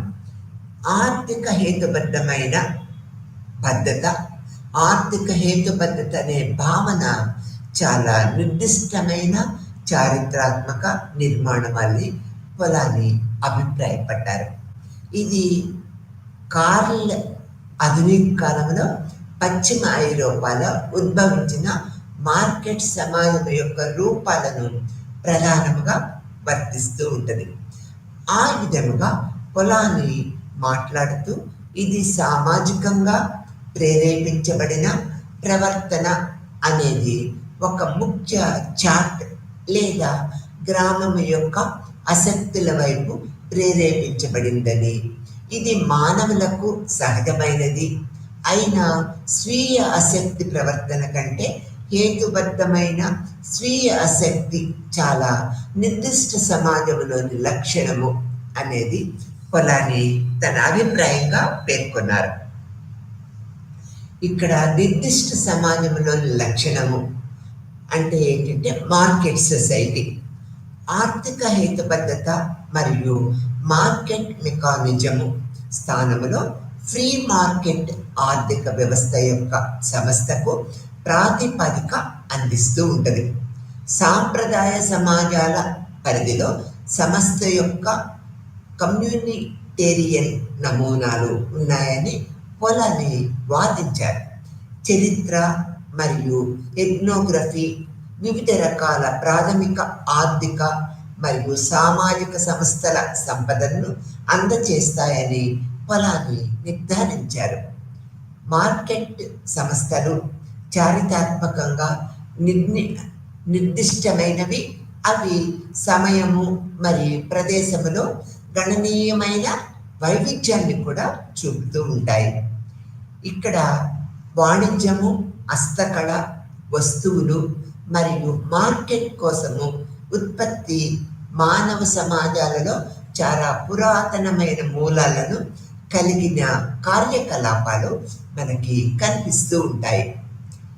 ఈ రకమైన ఆర్థిక మార్పిడులు పురాతన చైనా, యూరప్ మరియు అమెరికాలలో చక్కగా నమోదు చేయబడ్డాయి మరియు సాధారణ మానవ కార్యకలాపాలు మరియు పరస్పర చర్యల నుంచి అవి మళ్ళీ ఎలా ఉద్భవించాయో మనము అర్థం చేసుకోగలుగుతాము. ఇక్కడ కాబట్టి మార్కెట్ ఖచ్చితంగా పొలాని వాటిని నిర్వహించే దాదాపు ప్రత్యేకమైన చారిత్రక సృష్టి కాదు. అంతేకాకుండా మనము మార్కెట్ సంస్థలను వాటి వినియోగం చుట్టూ లేదా సంచితము చుట్టూ నిర్వహించబడ్డాయా అనే దాని మీద ఆధారంగా వేరు చేయవచ్చు. ఇక్కడ వినియోగము లేదా లాభము, అత్యంత ప్రాథమిక మానవ ప్రేరణ, హేతుబద్ధమైన స్వీయ ఆసక్తి అర్థం చేసుకోవటంలో పొలాని సమస్యను తీసుకున్నాడు. దీనికి విరుద్ధంగా పొలాని ఈ సాంఘిక మనస్తత్వ శాస్త్రము స్వాధీనమైన వ్యక్తివాదము అనేది మానవ స్వభావం యొక్క శాశ్వత లక్షణము కాదు, చాలా నిర్దిష్టమైన చారిత్రక ఉత్పత్తి అని. నిజానికి పొలాని ఒక అడుగు ముందుకు వేసి హేతుబద్ధమైన స్వీయ కంటే సామాజిక ప్రేరణలు చాలా ప్రాథమికమైనవని ఆయన అనేక కోణాలలో వాదించారు. పొలాని సబ్స్టాంటివిక్ ఎకానమీ అర్థాన్ని మరింత విశదీకరించడానికి ఎంబెడెడ్నెస్ భావనని ఉపయోగించారు. ఎంబెడెడ్నెస్ అనే భావన సామాజిక ఆలోచనకు అతనికి అత్యంత ప్రసిద్ధ సహకారము. ఎంబెడెడ్నెస్ అనే అతని భావన వాస్తవానికి పెట్టుబడిదారీ ఆర్థిక వ్యవస్థ యొక్క విమర్శను సూచిస్తూ ఉంటుంది. దీనిలో సమాజము మరియు ఆర్థిక వ్యవస్థ ఒకదానితో ఒకటి విడదీయబడిన రెండు విభిన్న రకాలు కూడా మనకి కనిపిస్తూ ఉంటాయి. ఆధునిక ఆర్థిక ఆలోచన లేదా అధికారిక ఆర్థిక వ్యవస్థ యొక్క మొత్తము సాంప్రదాయము ప్రస్తుత క్షణము వరకు కొనసాగుతూ ఉంటుంది. ధరల విధానము ద్వారా సరఫరా మరియు డిమాండ్ను స్వయంచాలకంగా సర్దుబాటు చేసి మార్కెట్ ఇంటర్లాకింగ్ సిస్టమ్గా ఆర్థిక వ్యవస్థ భావనపై ఆధారపడి ఉందని ఉద్ఘాటించడం ద్వారా పొలాన్ని ప్రారంభమవుతూ ఉంటుంది అని చెప్పారు. మార్కెట్ వైఫల్యాన్ని అధిగమించడాన్ని మార్కెట్ వ్యవస్థకు కొన్నిసార్లు ప్రభుత్వం నుంచి సహాయం అవసరమని ఆర్థికవేత్తలు గుర్తించినప్పటికీ వారు ఇప్పటికీ సమీకృత మార్కెట్ వ్యవస్థ యొక్క సమతౌల్య వ్యవస్థగా ఆర్థిక వ్యవస్థ యొక్క ఈ భావనపై ఆధారపడుతూ ఉంటారు. ది గ్రేట్ ట్రాన్స్ఫర్మేషన్లో సెల్ఫ్ రెగ్యులేటింగ్ మార్కెట్ గురించి చర్చిస్తున్నప్పుడు ఏ సమాజము ఏ విధమైన ఆర్థిక వ్యవస్థను కలిగి ఉండకపోతే సహజముగా ఎక్కువ కాలము జీవించి ఉంటుందని పొలాని పేర్కొన్నారు. అయితే ఇంతకుముందు సూత్రప్రాయంగా మార్కెట్ చే నియంత్రించబడే ఆర్థిక వ్యవస్థ ఏది ఉనికిలో లేదు. నేడు పెట్టుబడిదారీ సమాజం విషయంలో కూడా ఇది ఉందన్నమాట. మానవ ఆర్థిక వ్యవస్థలో మునుపెన్నడూ లేని విధంగా మారకంపై పొందిన లాభము మరియు లాభము ముఖ్యమైన పాత్ర పోషించింది. మార్కెట్ యొక్క సంస్థ తరువాత రాతి యుగం నుంచి చాలా సాధారణముగా అయినప్పటికీ దాని పాత్ర ఆర్థిక జీవితానికి యాదృచ్ఛికమైనది కాదు అనేది కూడా పొలాని అభిప్రాయపడ్డారు. ఇక్కడ ఎంబెడెడ్నెస్ మరియు సబ్స్టాంటివిజ్ ఎకానమీ అంటే ఏంటో ఇప్పుడు మనం తెలుసుకుందాము. నమోదు చేయబడిన మానవ చరిత్రలో మానవ సమాజాలు వాస్తవికత నుంచి ఈ భావన ఎంత తీవ్రంగా భిన్నంగా ఉందో చూపించటము పొలాని యొక్క ప్రముఖ ఉద్దేశము. 19వ శతాబ్దానికి ముందు అతను ఈ అభిప్రాయాన్ని నొక్కి చెప్పారు. మానవ ఆర్థిక వ్యవస్థ ఎల్లప్పుడూ సమాజంలో పొందుపరచబడి ఉంటుందని అతను అభిప్రాయపడ్డారు. దానికి అతను ముఖ్యమైన ఆర్థిక వ్యవస్థని పిలుస్తూ ఉంటారు.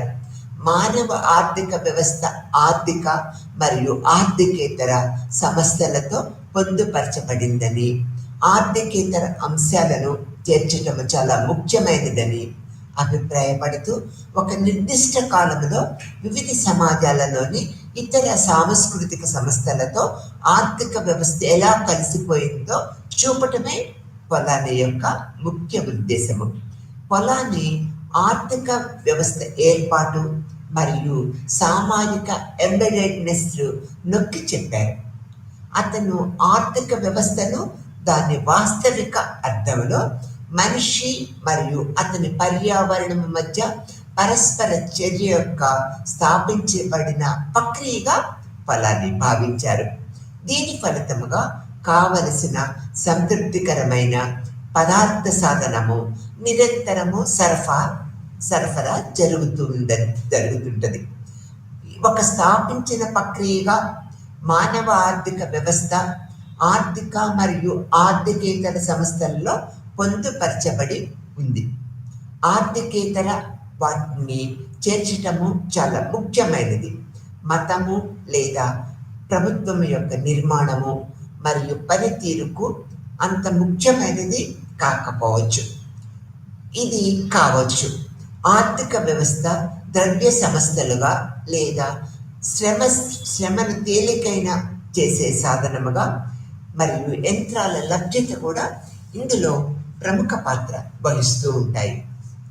ఎంబెడెడ్నెస్ అనే పదము సాంప్రదాయిక ఆర్థికవేత్తలు మనల్ని నమ్మేలా చేయటం వల్ల ఆర్థిక వ్యవస్థ సమాజం నుంచి స్వయం ప్రతిపత్తి లేని ఆలోచనలను వ్యక్తపరుస్తూ ఉంటుంది నిరంతరము.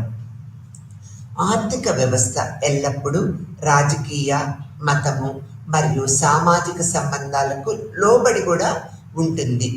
వాస్తవిక ఆర్థిక వ్యవస్థలో పొలాన్ని ఆర్థిక వ్యవస్థ మనిషి యొక్క సామాజిక సంబంధాల్లో మునిగిపోతుందని, మనిషి భౌతిక వస్తువులను స్వాధీనం చేసుకోవటంలో తమ వ్యక్తిగత ఆసక్తిని కాపాడుకునేలాగా ప్రేరేపించడు. అతను తమ సామాజిక స్థితిని కాపాడుకునేలాగా వ్యవహరిస్తూ ఉంటాడు. అతని సామాజిక వాదనలు, అతని సామాజిక ఆస్తులు, అతను భౌతిక వస్తువులను మాత్రమే విలువ ఇస్తూ ఉంటాడు. ఉత్పత్తి ప్రక్రియ లేదా పంపిణీ అనేది వస్తువుల స్వాధీనత సంబంధించిన నిర్దిష్ట ఆర్థిక ప్రయోజనాలతో ముడిపడి ఉండదు. అయితే ఈ ప్రక్రియలో ప్రతి ఒక్క అడుగు కూడా అనేక సామాజిక ప్రయోజనాలకు అనుగుణంగా ఉంటుంది. విస్తారమైన నిరంకుశ సమాజాలలో ఉన్న వారి నుంచి ఒక చిన్న వేట లేదా మృత్యకార సంఘాలలో ఆసక్తులు చాలా భిన్నంగా ఉంటూ ఉంటాయి. అయితే ఆర్థిక వ్యవస్థ తరచుగా మలినోస్కీ యొక్క కుల వ్యాపారాన్ని ఉపయోగిస్తూ ఉంటుంది. గణనీయమైన ఆర్థిక వ్యవస్థలను ఉదాహరణగా మనము తీసుకోవచ్చు. సాంప్రదాయ ఆర్థిక వ్యవస్థలు సమర్థవంతంగా విచ్ఛిన్నం చేసిన సమాజం యొక్క ఆలోచనకు ప్రచారం చేశారని మరియు దీనికోసము వారు సైద్ధాంతిక ప్రచారం యొక్క లక్ష్యాన్ని కొనసాగించడానికి రాజకీయ ఉపకరణాన్ని ఉపయోగించారని పొలాన్ని పేర్కొన్నారు. అయినప్పటికీ వారు ఈ లక్ష్యాన్ని సాధించలేదని మరియు సాధించలేకపోయారని కూడా అతను నొక్కి చెప్పారు. వాస్తవానికి పొలాన్ని పదే వినియోగించబడిన స్వీయ నియంత్రణ మార్కెట్ ఆర్థిక వ్యవస్థ యొక్క లక్ష్యము ఆదర్శధామ ప్రాజెక్ట్. ఇది ఉనికిలో లేనిది.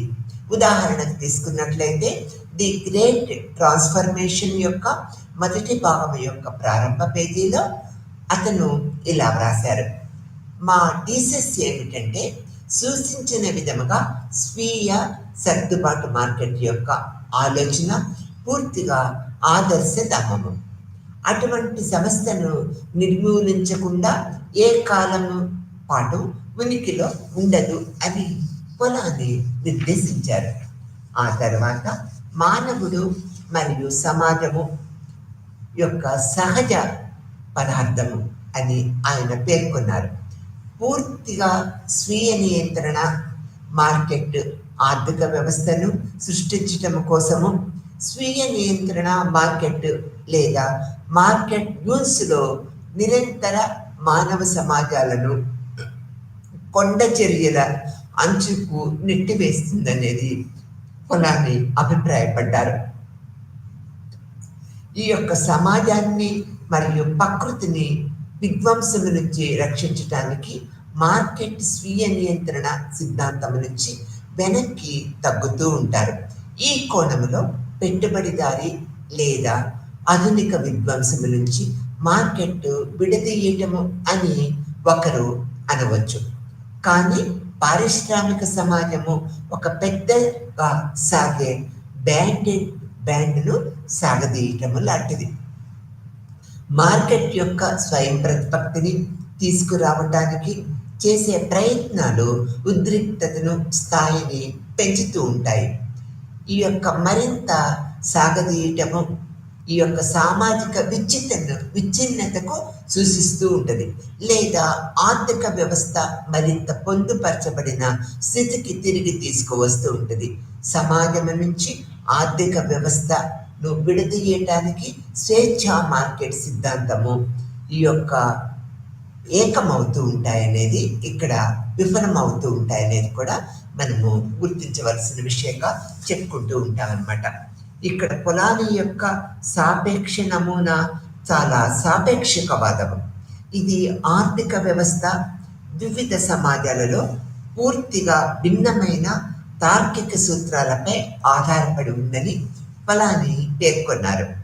ఇక్కడ ఆర్థిక వ్యవస్థలు లేదా వాస్తవిక ఆర్థిక వ్యవస్థలు ఎలా పొందుపరచబడ్డాయి మరియు స్థాపించబడ్డాయి అనే దానికి సంబంధించిన ఏదైనా అధ్యయనము ఆర్థికేతర కారకాలు, ఆర్థిక వ్యవస్థ ఐక్యత మరియు స్థిరత్వాన్ని పొందే విధానము నుంచి రూపాలు అని పిలువబడే చాలా తక్కువ సమయ నమూనాల కలయిక ద్వారా సాధించబడుతూ ఉంటుంది అనేది కూడా మనం ఇక్కడ గుర్తుపెట్టుకోవాలి. ఇందులో పరస్పరత, పునఃపంపిణీ మరియు మార్పిడి మానవ చరిత్రలో సమాజంలో వివిధ స్థాయిలలో సహజీవనము చేసే ఈ 3 సర్క్యులేషన్ రీతుల మధ్య పొలాన్ని తేడాలు చూపారు.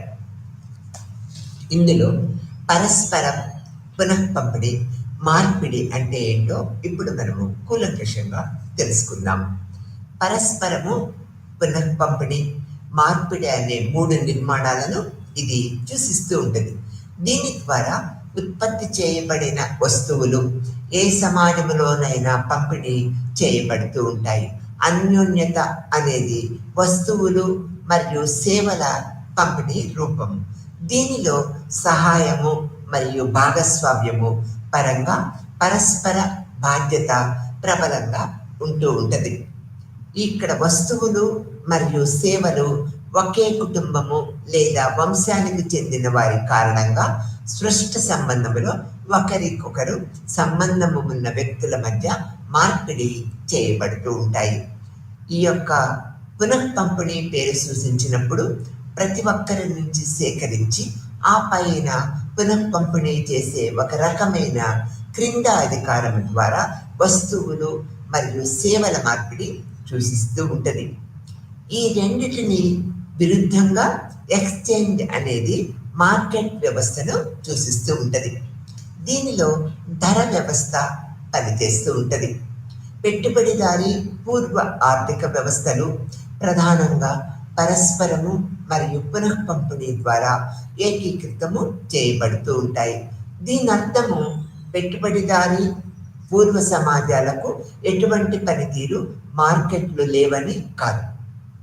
వారు ప్రజల వ్యాపారం చేసే మార్కెట్ ప్లేస్ను కలిగి ఉంటూ ఉంటారు, కానీ వారు స్వీయ నియంత్రణ మార్కెట్ నియమాల ద్వారా మార్గనిర్దేశము చేయబడరు. పెట్టుబడిదారీ ఆర్థిక వ్యవస్థలో వస్తువులు మరియు సేవల సర్క్యులేషన్ యొక్క ఈ 3 వ్యవస్థలు సహజీవనాన్ని ఎవరైనా కనుగొనగలిగినప్పటికీ ఆధిపత్య రూపము, మారకము మరియు పరస్పరము మరియు పునఃపంపిణీ అంచులోకి వస్తూ ఉంటాయి. మరియు ఎక్స్చేంజ్ యొక్క ఆధిపత్య రూపము ద్వారా ఆధిపత్యాన్ని చెలాయించే అవకాశం కూడా ఇందులో ఉంటూ ఉంటుంది. పెట్టుబడిదారీ పూర్వ మరియు సామ్యవాద ఆర్థిక వ్యవస్థలు ప్రధానంగా పరస్పరము మరియు పునఃపంపిణీ యొక్క ఆధిపత్యమును ద్వారా చెలాయిస్తూ ఉంటాయి. తత్ఫలితముగా మార్కెట్ స్థలము కేవలము ఉనికిని కలిగి ఉండటం వలన అనేకమైన ఈ యొక్క వాణిజ్య మార్పిడి యొక్క భౌతిక స్థానము లేదా డబ్బు అనే పెట్టుబడిదారి ఆర్థిక వ్యవస్థ ఉనికికి నిదర్శనం కాదు అనేది మనం ఇక్కడ తెలుసుకోవాల్సిన విషయంగా చెప్పుకుంటూ ఉంటాం. ఆ తర్వాత భారతదేశంలో దాన ధర్మము మార్కెట్ మాస్ ద్వారా బహుమతి మార్పిడి అనేది ఎలా ఉంటుందో ఇప్పుడు మనం తెలుసుకుందాం. ఈ యొక్క అన్యోన్యత మరియు పునః పంపిణీ గురించి మరింత మెరుగ్గా అర్థం చేసుకోవటానికి కొన్ని ఉదాహరణలను మనం ఇక్కడ చూస్తాము. ఈ యొక్క బ్రాహ్మణులకు వర్తించే దాన ధర్మము, ఈ యొక్క బహుమతి చట్టం అంటూ ఉంటాం దీన్ని, సిద్ధాంతాన్ని పొలాని అతి చక్కగా వివరించారు. భారతదేశంలో బహుమతి మార్పిడి సిద్ధాంతము మహాభారతం నుంచి సంగ్రహించబడింది. ఇది మౌస్ ప్రకారము బ్రాహ్మణ సంప్రదాయంలో స్మృతి మరియు శాస్త్రము విలువను కలిగి ఉంటూ ఉంటుంది. మహాభారతంలోని 13వ పుస్తకము ఈ యొక్క దానిలో ఇతర న్యాయ పుస్తకాల కంటే ఆచారాలపై మరింత స్పష్టంగా ఉన్నదని మౌస్ అనే ఆర్థిక శాస్త్రవేత్త చెప్పారు. కాబట్టి అతను దానిని వేద భారతదేశములో బహుమతి మార్పిడి ఆర్థిక వ్యవస్థ యొక్క నమూనాగా ఈ మౌస్ దీన్ని ఒక ప్రముఖ పద్ధతిలో తీసుకున్నారు అనేది మనం చెప్పుకోవచ్చు.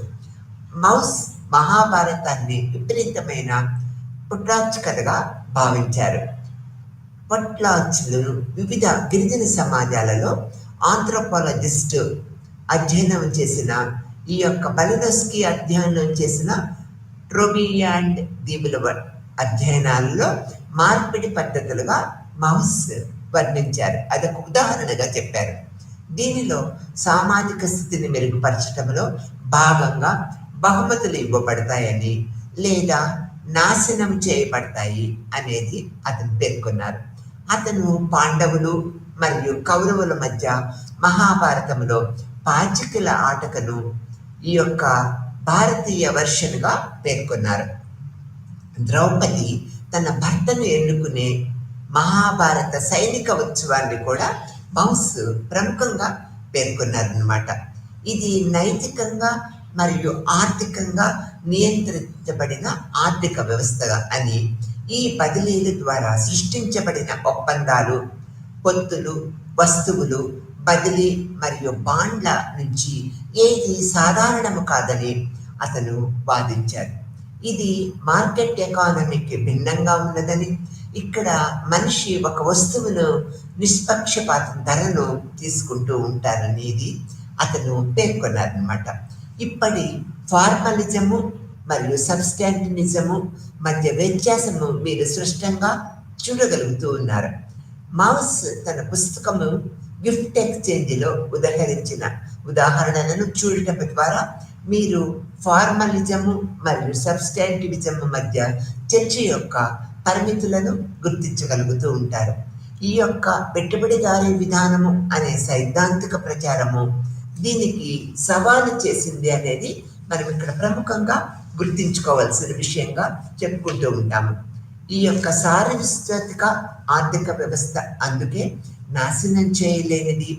ఆసియా మరియు ఆఫ్రికాలోని వివిధ పెట్టుబడిదారీ పూర్వ సమాజాలు ఎథ్నోగ్రాఫిక్ అధ్యయనాలను కలపటం ద్వారా సబ్స్టాంటివిజం నిష్ఠులు పెట్టుబడిదారీ ఆర్థిక వ్యవస్థలను ప్రత్యామ్నాయంపై చర్చ కోసము పరిస్థితిని విస్తృతంగా చేశాయనేది మనం చెప్పుకోవచ్చు. ఆ తర్వాత బహుమతి మార్పిడిపై ఒక విమర్శని కూడా ఉన్నది. ఈ యొక్క మౌస్ సామాజిక శాస్త్రవేత్త, ఆర్థిక శాస్త్రవేత్త. ఇతను అనేక కోణాలలో ఈ యొక్క బహుమతి మార్పిడిపై ఒక విమర్శను కూడా చేశారు. భారతీయ విషయంలో ఈ యొక్క పద్ధతులు లేకపోయినా మౌస్ ప్రకారము బహుమతి ఆర్థిక వ్యవస్థలో 3 ముఖ్యమైన బాధ్యతలు ఉన్నాయనేది పేర్కొన్నారు. ఇవి ఇవ్వవలసిన బాధ్యత, స్వీకరించవలసిన బాధ్యత మరియు పరస్పరము చెల్లించవలసిన బాధ్యతగా మౌస్ పేర్కొనించారు. అవి ఇవ్వవలసిన బాధ్యత స్వీకరించవలసిన బాధ్యత మరియు పరస్పరముగా చెల్లించవలసిన బాధ్యత అని చెప్పారు. బ్రాహ్మలు పక్కా ఆహారము వంటి వాటిని స్వీకరించాలని సూచించినందున దళితులు ఈ బాధ్యతలకు దూరంగా ఉన్నారని, అంటరాని వారు ఈ బాధ్యతలను వలయం నుంచి పూర్తిగా బయటపడ్డారని థామస్ మౌస్ ఖాతాపై తన విమర్శలలో ఇలా పేర్కొన్నారనేది మనం గ్రహించవలసిన విషయము. మహాభారతాన్ని మౌస్ ఏమి పొందుతున్నాడో మనం చూసాం. శత్రుత్వ స్ఫూర్తితో నించిన యోధులు తరగతి గౌరవాలపై ఒకరితో ఒకరు పోటీ పడుతూ ఉన్నారని, వారు పాచికల ఆటలో పాల్గొంటారు. అందులో వారు రెచ్చగొట్టే విధంగా ప్రతిదాన్ని పంచుకుంటూ ఉంటారు. వారు ఒక యువరాణి చేతి కోసము విద్య లేదా ఇతర పోటీలలో పోటీ పడతారని, వారు తమ గొప్పతనాన్ని బట్టి సంపదను కూడబెట్టుకోవడానికి గౌరవము పొందలేరు. ఔదార్యము మరియు క్లుప్తముగా చెప్పాలంటే పాచికల ఆటలు తప్ప మిగతావన్నీ అజాగ్రత్తగా పందెం వేయవచ్చని మరియు ఓడిపోవచ్చని ఇక్కడ భావనగా తెలియపరుస్తూ ఉన్నారు. బహుమతి పోటీల్లో ఒకరినొకరు నేరుగా నిమగ్నము చేయండి. దీనిలో ప్రత్యర్థి అతని ప్రతిఫలము ఇవ్వగలిగే దానికంటే ఎక్కువ ఇవ్వటం ద్వారా మనము నైతికంగా కనుగొనలేము.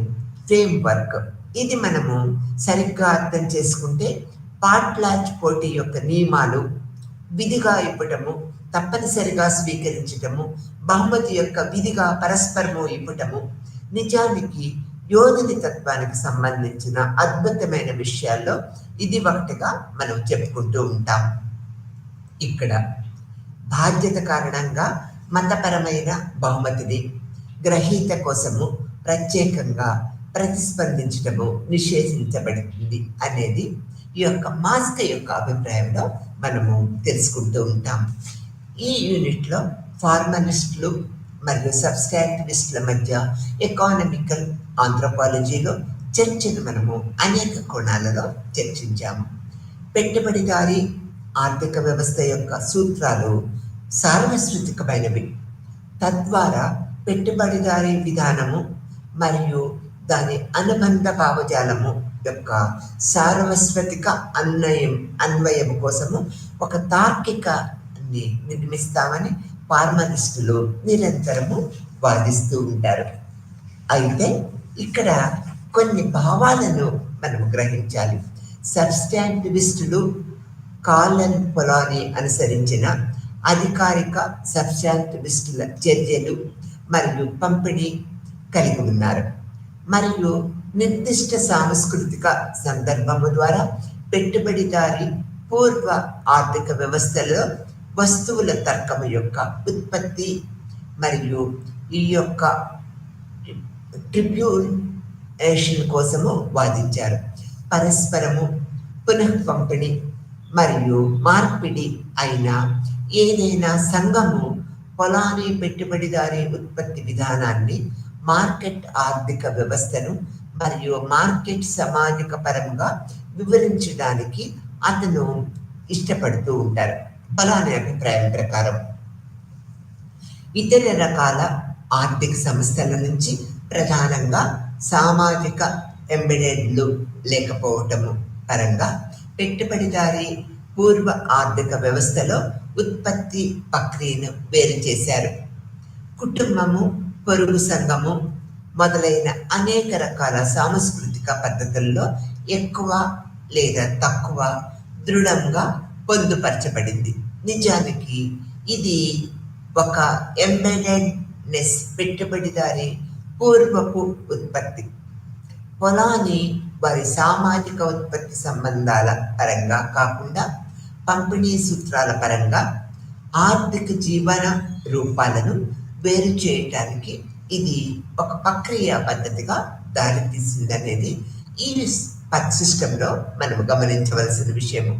అందువలన ఇతర సామాజిక కార్యకలాపాల నుంచి ఉత్పత్తిని విడదీయటము చాలా కష్టమైన విశ్లేషణాత్మకంగా ఉన్నప్పటికీ ఈ యొక్క సాధారణంగా భౌతిక వనరులు పంపిణీ ప్రభావం చేసే కార్యాచరణ సూత్రాలను గుర్తించగలదని పొలాని నిరంతరము అనేక కోణాలలో మనకి అభిప్రాయపడ్డారు, వాదించారనేది కూడా మనము చెప్పుకోవచ్చు.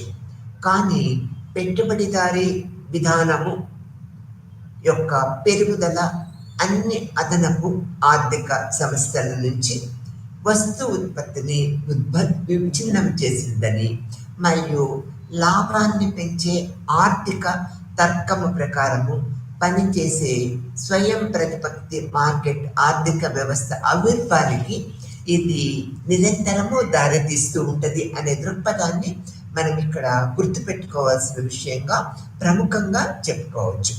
ఈ విధంగా కాల్ పొలాన్ని అనేకమైన ఆర్థిక మేధోపరమైన ఉత్పత్తి ఆర్థిక విధానాలను మనకి అనేక విధాలుగా మనకు నిరంతరము మనకు సూచిస్తూ ముందుకు తీసుకువెళ్ళారనేది చెప్పుకోక తప్పదు. ఇందులో మనము ప్రముఖంగా ఎలా పేర్కొనాలంటే ఎకానమిక్ ఆంథ్రోపాలజీ, సోషియాలజీని రెండు ఆలోచన పరంగా మనము అర్థం చేసుకోవచ్చు అనమాట.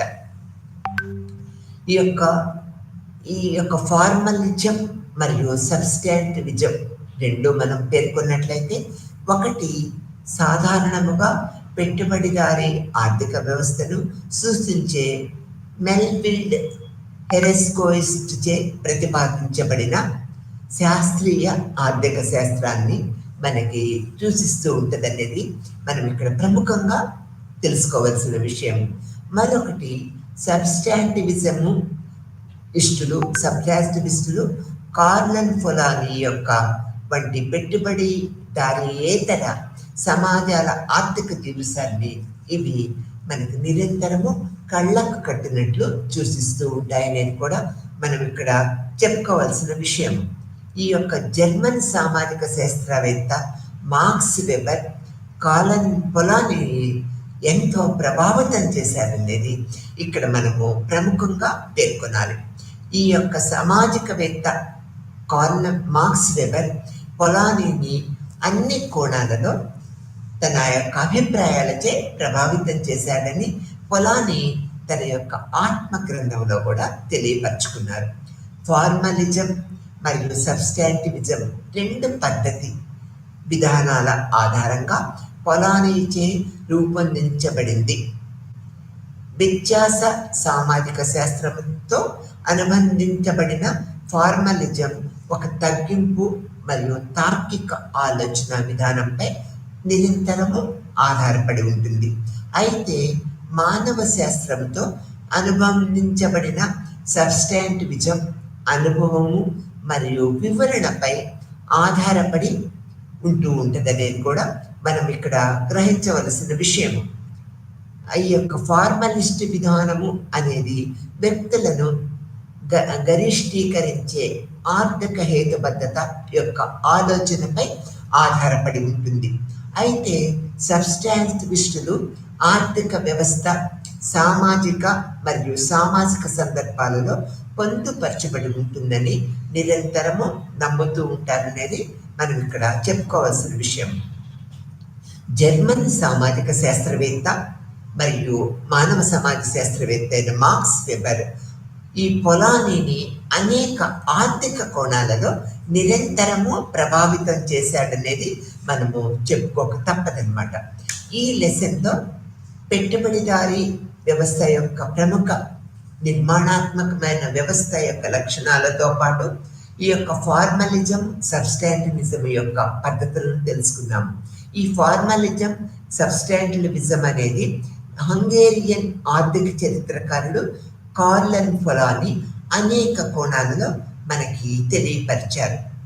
పని ఆధారిత పద్ధతుల మీద మార్క్స్ వెబర్ నిర్వచించిన పద్ధతులలో ఇతను వాస్తవిక హేతుబద్ధత ఆర్థిక వ్యవస్థ ప్రక్రియా పద్ధతులను పరిగణనలోకి తీసుకొని పెట్టుబడిదారీ ఆర్థిక వ్యవస్థ యొక్క అనేక కోణాలను మనకు నిరంతరము ఆర్థిక పద్ధతులను వివరించారు.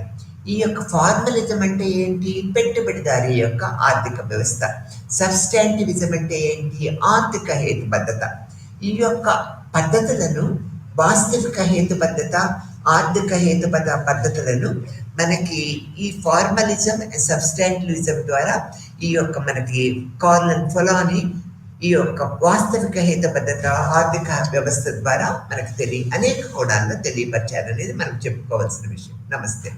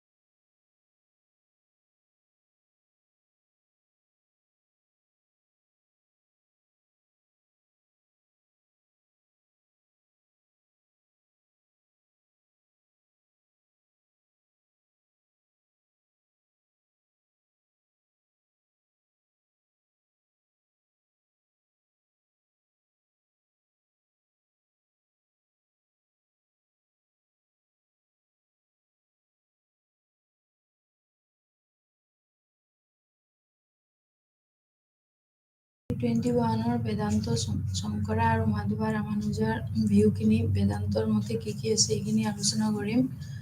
চ' এইটো চেপ্টাৰত ষ্ট্ৰাকচাৰৰ মাজত কি কি আছে, অবজেক্টিভছ, তাৰ অবজেক্টিভছ আছে ফাৰ্ষ্টত, তাৰপিছত অবজেক্টিভছৰ পিছত ইন্ট্ৰডাকশ্যন শংকৰা, দেন এপিষ্টেমোলজি, তাৰপিছত মেটাফিজিকেল কেটাগৰিজ, তাৰপিছত লিবাৰেশ্যন, মাধৱা, এপিষ্টেমোলজি, মেটাফিজিকেল কেটাগৰিজ আৰু লিবাৰেশ্যন, ৰামানুজা, এপিষ্টেমোলজি, আকৌ এপিষ্টেমোলজি তাৰ মেটাফিজিকেল কেটাগৰিজ, লিবাৰেশ্যন, এই কমপ্লিট এইখিনি আছে। তিনিটা মানে ৰামানুজৰ এপিষ্টেমোলজি, মেটাফিজিকেল কেটাগৰিজ, তাৰপিছত শংকৰাৰ এপিষ্টেমোলজি, মেটাফিজিকেল, মানে তিনিটা পৰ্চন আছে, শংকৰা, মাধৱা এণ্ড ৰামানুজ, এই তিনিটাৰ মেইনলি মেটাফিজিকেল যি কেটাগৰিজ, তাৰপিছত লিবাৰেশ্যন, এইখিনি আমি আৰু এপিষ্টেমোলজি, এই তিনিটা পাৰ্টৰ এই তিনিটা পইণ্টকে 9টা পইণ্ট টোটেলি এইখিনি আলোচনা কৰিম।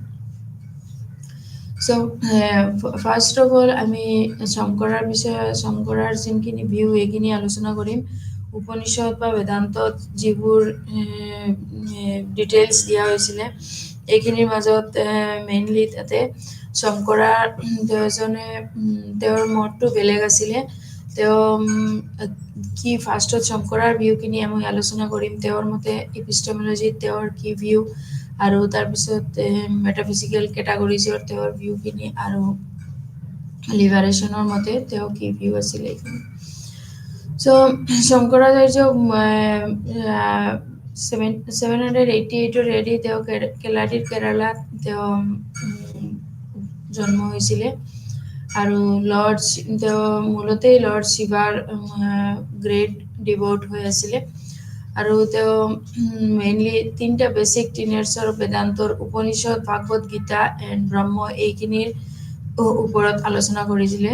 চ' চাম অফ হিজ ডিচিপ্লিনছ হ'ল কি পদ এণ্ড সুৰেশ্বৰ তৎকাত, তাৰপিছত হস্তালক্ষ এইখিনি লৈ আলোচনা কৰিছিলে, আৰু তেওঁৰ ফিলচফিকেল কম্পজিশ্যনো আছিলে, যিবোৰ আছিলে তাৰ মাজত কিছুমান পইণ্টছ আছিলে যিবোৰৰ জৰিয়তে তেওঁৰ ডিভ'চনেল যি গণেশ পঞ্চনতম এইখিনিতো তেওঁৰ মেইনলি বহুত তেওঁ ভক্ত হৈ আছিলে। চ' তাৰ মাজত যি শংকৰাৰ মাজতে এই চেপ্টাৰখিনিৰ মাজত তেওঁৰ ভিউৰ মাজত এপিষ্টেমোলজি আৰু আধ্যাত্মিক শ্ৰেণী যে, তাৰপিছত মুক্তি, এইবোৰো তেওঁ শংকৰাৰ মাজতে আলোচনা কৰিছিলে। তেওঁৰ আধ্যাত্মিক শ্ৰেণীবিলাক কি আছিলে মেইনলি মানে, আৰু এপিষ্টেমোলজিত কি তেওঁৰ যোনটো জ্ঞান হয় এইটো বিষয়ে জ্ঞানটো কি আলোচনা কৰিছিলে শংকৰাৰ। তো মূলতে এইটো চেপ্টাৰতে মেইনলি তাৰ উদ্দেশ্যবিলাক কি কি আছিলে, অদ্বৈতৰ বিশেষণ বিজ্ঞান আৰু অধিবিজ্ঞান আৰু হতসিদ্ধি আৰু বেদান্ত পৰম্পৰাৰ দ্বৈত বিদ্যালয়বোৰ ব্যাখ্যা কৰিবলৈ, তাৰপিছত যি মুক্তিৰ ধাৰণা আৰু মুক্তিৰ অৰ্থ এইখিনি আলোচনা কৰিবলৈ। চ' মেইনলি ইয়াতে এইখিনি পইণ্টছ হ'ল যে বিশেষণ বিজ্ঞান আৰু অধিবিজ্ঞান আৰু হতসিদ্ধি এইখিনি বেদান্ত পৰম্পৰাৰ দ্বৈত বিদ্যালয়বোৰত ব্যাখ্যা কৰিবলৈ যি আলোচনা আছিলে এইখিনি মেইনলি, আৰু মুক্তিৰ ধাৰণা, মুক্তিৰ অৰ্থ এইখিনিও মোক্ষ যোনটো যে কেনেকা মুক্তি পোৱা যায় এইটোৰো মেইনলি অৰ্থ আৰু তাৰ ধাৰণাখিনি ইয়াতে আলোচনা কৰা হৈছে। তাৰপিছত উপনিষদ বা বেদান্ত, আমি মেইনলি বেদান্তৰ আলোচনা বুলি কোৱাত উপনিষদ বেদান্ত, উপনিষদ বেদৰ মেইন লাষ্ট পাৰ্টতে মেইনলি উপনিষদখিনি দিয়া হৈছিলে। চ' উপনিষদছে বেদান্ত বুলি কোৱা হয়। চ' বেকুৱাজ তেওঁলোকৰ বেদৰ অন্তিম অংশ, বা কিছুমানে কয় যে সেইবোৰ বেদৰ সাৰাংশ বুলি, সেইবোৰ দাৰ্শনিক প্ৰকৃতিৰ। চ' উপনিষদ হৈছে কি প্ৰস্তানত্ৰয়ী উপনিষদ, ভগৱত গীতা আৰু বদ্ৰায়ণ বেদান্ত সূত্ৰক বিদায় বা আৰম্ভণি বিন্দু বা বেজ বুলি কোৱা হয়। বিভিন্ন বিদ্যালয়ে তেওঁলোকৰ দৰ্শন এই তিনিটাৰ ওপৰত আধাৰিত কৰিছিলে। চ' বিভিন্ন দাৰ্শনিকৰ দ্বাৰা তেওঁলোকৰ নিজৰ যে থিচিক্স ন্যায়সংগত বা প্ৰতিষ্ঠা কৰিবলৈ উপনিষদবোৰ ব্যাখ্যা কৰাৰ বিভিন্ন প্ৰয়াস কৰা হৈছে। এই বিদ্যালয়সমূহক বিদ্যালয়ৰ বেদান্ত বুলি কোৱা হয় মেইনলি।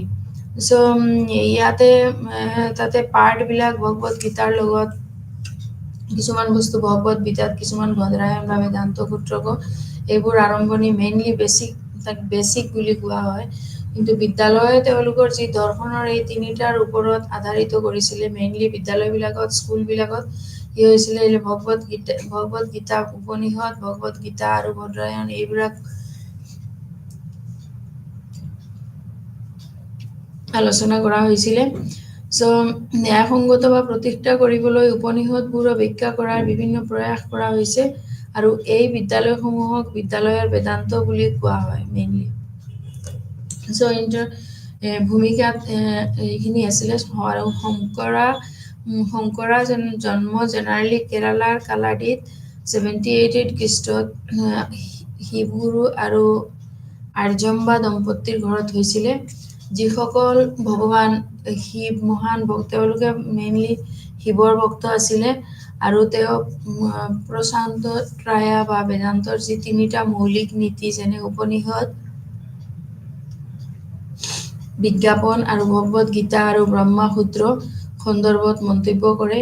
চ' তেওঁৰ কিছুমান শিষ্য যেনেকা পদ্মাপদ, সুৰেশ্বৰা এণ্ড তৎকা আৰু হাস্তামালাকা আছিলে। চ' তেওঁৰ বিখ্যাত দাৰ্শনিক ৰচনাসমূহ হৈছে বিবেকানন্দ আমন এণ্ড উদেশনা শাস্ত্ৰী, ব্যাকবাত্ৰী, চ' মাহমুদ গৰা ভাজা গোবিন্দম বুলিও কোৱা হৈছিলে ইত্যাদি। চ' শংকৰাৰ বিষয়ে আমি এইখিনি হিষ্ট্ৰীত এইখিনি আমি জানিব পাৰোঁ। তেওঁৰ জন্ম ক'ত হৈছিলে আৰু তেওঁৰ মেইনলি কিহৰ ভক্ত আছিলে। মেইনলি তেওঁ শিৱৰ ভক্ত আছিলে, এইটো কাৰণেই তেওঁ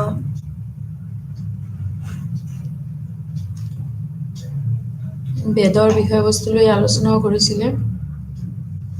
চ' শংকৰাই কম্প'জ কৰিছিলে 100ৰো ওপৰত ৱৰ্কছবিলাক তেওঁৰ এই শ্বৰ্ট লাইফৰ মাজত। আৰু তেওঁ বেছিকে মানুহৰ ৱেলফেয়াৰ অফ হিউমেনিটি যে এইটো বুলি ক'ব পাৰোঁ, তেওঁ মানুহৰ ভাল সেইটোৱে চিন্তা কৰিছিলে। চ' লাহে লাহে তেওঁ কি কৰিছিলে টুৱাৰ্ডছ হিমালয়ৰ ফালে গুচি গৈছিলে, হিমালয়াছৰ ফালে।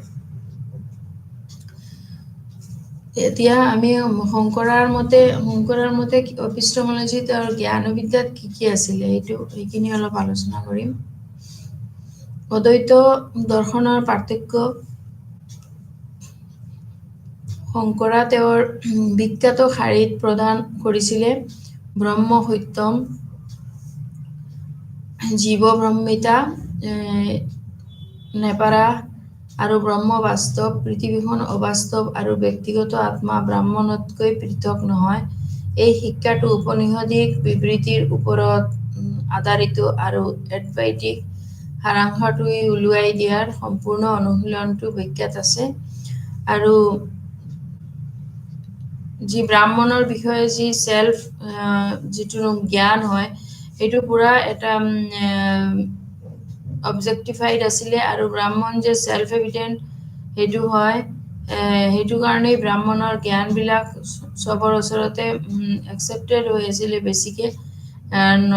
তাৰপিছত শংকৰাৰ মতে ব্ৰাহ্মণ কেনট অনলি ব্ৰাহ্মণ is any means of knowledge, only যে ব্ৰাহ্মণেৰে নলেজ গোটেইখিনি হ'ব সেইটো নাছিলে। যদিও ব্ৰাহ্মণক গোটেই জ্ঞানৰ ভাণ্ডাৰ বুলি কোৱা হৈছিলে, কিন্তু তথাপিও শংকৰাৰ মতে কি আছিলে ব্ৰাহ্মণকে দিয়া পুৰা জ্ঞানৰ মুখ্য অধিপতি বুলি জানা নহ'ব।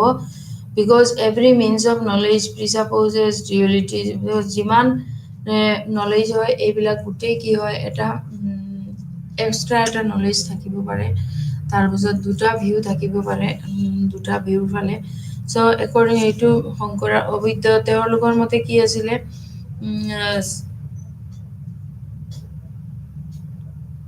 যদিও আমাৰ চিন্তাধাৰণাবিলাক চব বেলেগ আছিলে, বাট যেতিয়া এটা পথ ডিষ্ট্ৰয় হয়, আমি তাক যথাক্ষ একো তাক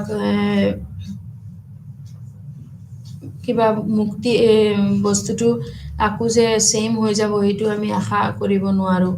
চ' যোনটো ডিষ্ট্ৰয় হ'ল এইটো অলৰেডি আমি এইটোক আকৌ ৰিপেয়াৰিং কৰিব পাৰোঁ, but same as it is like first one প্ৰথমটোৰ মতো ছেইম এইটো নহ'ব। চ' ডেট মিনছ হোৱাট বিখ্যাত এই ব্ৰহ্ম সত্যম আৰু জীৱ ব্ৰহ্মিতাৰ এই পৃথিৱীখন অবাস্তৱ আৰু ব্যক্তিগত আত্মা ব্ৰাহ্মণতকৈও পৃথক নহয়। চ' এই শিক্ষাটো উপনিষদিক বিবৃতিৰ ওপৰত আধুনিক আধাৰিত আৰু এডভাইটিক সাৰাংশটো ওলোৱাই দিয়াৰ সম্পূৰ্ণ অনুশীলনটো বিখ্যাত আছে। তাৰপিছত তাৰ মেটাফিজিকেল যি কেটাগৰিজ আছিলে, মেটাফিজিকেল কেটাগৰিজৰ মাজত আবিদ্য এটা পইণ্ট আছিলে, তাৰপিছত মেক্সিমাম জীৱা এইবোৰ আছিলে এটচেট্ৰা। আচ্ছা, চ' মেটাফিজিকেল হোৱাট ইজ মেটাফিজিকেল কেটাগৰিজ এইটো আমি ফাৰ্ষ্টত আগতে জানি লওঁ। চ' ব্ৰাহ্মণ বাস্তৱতা তিনিখন ৰাজ্যত নিৰ্বাৰিত নহয়, জাগ্ৰত। বিকজ জাগ্ৰত সপোন দেখা আৰু গভীৰ টোপনি, জাগ্ৰত স্বপ্না এণ্ড সুস্পতি মুখ বা নিজকে উদ নিৰ্ধাৰণ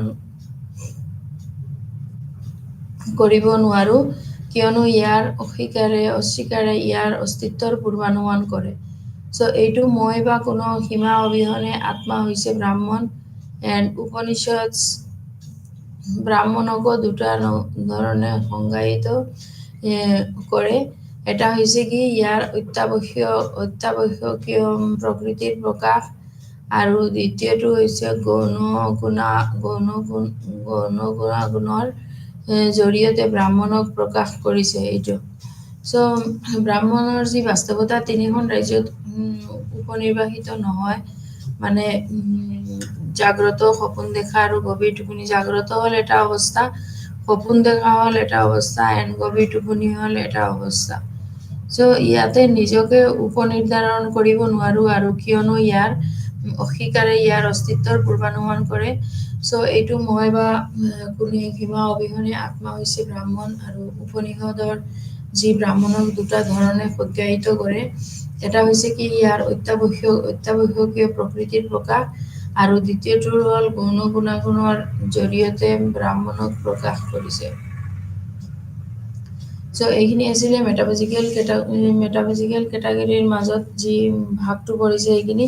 ফাৰ্ষ্টতে হ'ল কি অবিদ্য, তাৰপিছত হ'ল জীৱা, দেন জগত, জীৱ জগত, তাৰপিছত ব্ৰাহ্মণ এণ্ড ব্ৰাহ্মণ, জীৱা, জগত, মায়া, এইবোৰ হ'ল এইখিনিৰ পইণ্ট। চ' দিজ আৰু আমি এতিয়া এইখিনি আলোচনা কৰিম এটা এটাকে। অবিদ্য মিনছ হোৱাট? অবিদ্য কেতিয়াও কি হয় মায়া বুলি কোৱা হয়, আৰু এইটো বিতৰ্কিত যে ইউতিয়াৰ যি শংকৰা মায়া বা নহয় শব্দটো ব্যৱহাৰ কৰিছিলে।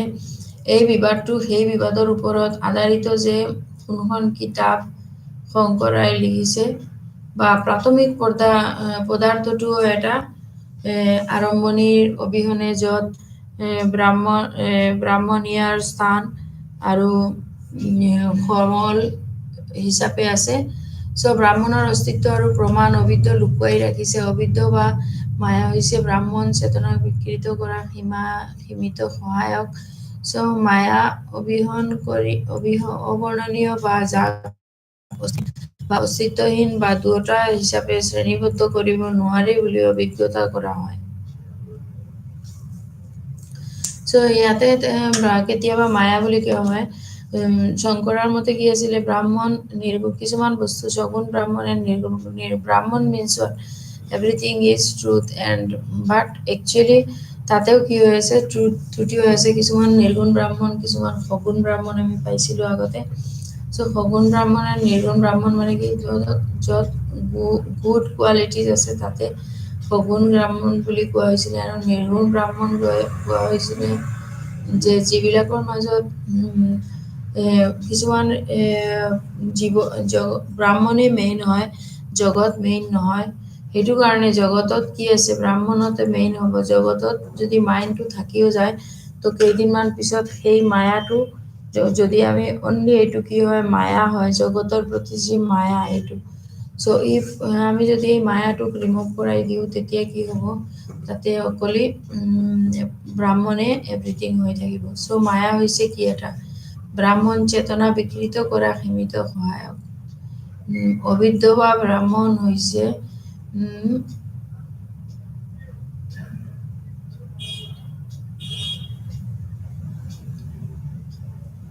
অবিদ্যটো লুকুৱাই ৰাখিছে চ' অবিদ্য বা মায়া হৈছে ব্ৰাহ্মণ চেতনা বিকৃত কৰা সীমিত সহায়ক আৰু মায়া অবৰ্ণনীয় বা যাক অস্তিত্বহীন বা দুটা হিচাপে শ্ৰেণীবদ্ধ কৰিব নোৱাৰি বুলি সংজ্ঞায়িত কৰা হয় চ' যিবোৰ বস্তু আছে লগতে এইবোৰ বস্তুৰ আমি মায়াত পৰি যাওঁ আৰু এই যেতিয়া আমি মায়াতে পৰি যাওঁ তেতিয়া কি হয় আমাৰ ঈশ্বৰৰ প্ৰতি কনফিডেন্টটো বা ঈশ্বৰৰ প্ৰতি ভৰসাটো অট'মেটিক কমি আহে চ' that means what Brahman is free from homogeneous difference and heterogeneous difference. Brahman. Aru, it all transcendently reality and their absolute being is, according to Advanta, Nirgun Brahman also not real. Brahman is not real. So Brahman when realized is not different and Atma are essentially one. Brahman is Anadi or without a beginning. So Brahman defined in its secondary attributive form is known as Shagun Brahman or Ishvara and Ishvara is defined as the Brahman consciousness. To Brahman consciousness কি হ'ব এইটো মায়া আৰু য'ত মায়াটো নাই নেথাকিব তাতে কি হ'ব Maya is completely a limiting adjacent to ki hobo Maya to. So Maya is defined as indescribable. গোটেইখিনি বস্তু কি হয় only মায়াই হয় আমি যি বস্তু আমাৰ আমি যি জগতখনৰ লগত যি বস্তুৰ লগত জড়িত হৈ আছো জগতৰ লগত আমাৰ ভিউ এইটো গোটেইখিনি কি হ'ব এটা due to maya only for মায়া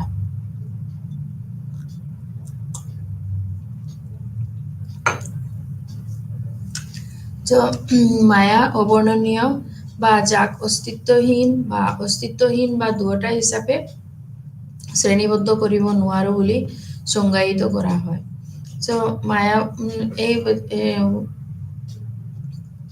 শংকৰৰ মায়া বা শংকৰাচাৰ্যৰ মায়াটো হ'ল এই বিবাদটো তেওঁ এই বিবাদৰ ওপৰতে আধাৰিত যে কোনখন কিতাপ শংকৰে লিখিছে চব তেওঁ মায়া অৰ্থটো লৈ এইটোৱে ডেফিনিশ্যন দিলে যে মায়া হৈছে কি ব্ৰাহ্মণ চেতনা বিকৃত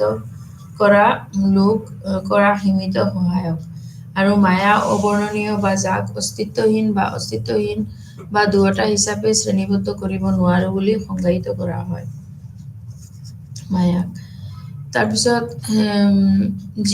জীৱাটো কি হয় অদ্বৈতৰ মতে মনৰ যি প্ৰতিফলিত হোৱা ব্ৰহ্ম চেতনা বা জীৱা মনৰ প্ৰতিফলিত হোৱা ব্ৰহ্ম চেতনা হ'ল কি জীৱা আৰম্ভণিত অবিহনে বুলিও কোৱা হয় যে ছয়টা কাৰকক যদি ছয়টা কাৰকক আৰম্ভণিহীন বুলি বিবেচনা কৰি অদ্বৈতৰ সময়ত চক্ৰতা প্ৰদৰ্শন কৰে আৰু অযৌক্তিক বুলি বৰ্খাস্ত কৰা হয় প্ৰথম সৃষ্টিৰ অনুসন্ধান নকৰে অৰ্থাৎ জীৱা জ্ঞান শক্তিত সীমিত আৰু এটা স্থানৰ যি অৱস্থিত এইটো জীৱা বহুত তিনিটা শৰীৰৰ সৈতে সম্পৰ্কিত সুতুল সূক্ষ্ম আৰু কাৰণমূলক ভৌতিক শৰীৰ জন্ম আৰু মৃত্যু সাপেক্ষ জীৱাটো কি হ'ল যেতিয়ালৈকে জ্ঞান শক্তিত সীমিত আছে তেতিয়ালৈকে নিজৰ এভৰিথিং ইজ ঠিক আছে বাট যেতিয়ালৈকে কি হ'ব শক্তিত সীমিত আৰু এটা স্থানতে অৱস্থিত জীৱা বহুত গোটেইটো আদবিন্তাৰ মতে এইটো কি হ'ল ব্ৰাহ্মণ কনচিয়াছনেছ ৰিফ্লেক্টেড হয় জিবা ভেৰিয়াছ কনষ্টিটিউশ্যনত মতে বাউণ্ড হৈছিলে আৰু এই 3 কাইণ্ডছ অফ কৰ্ম যিবোৰ হ'ল জিবাৰ মতে 3টা কাণ্ড হ'ল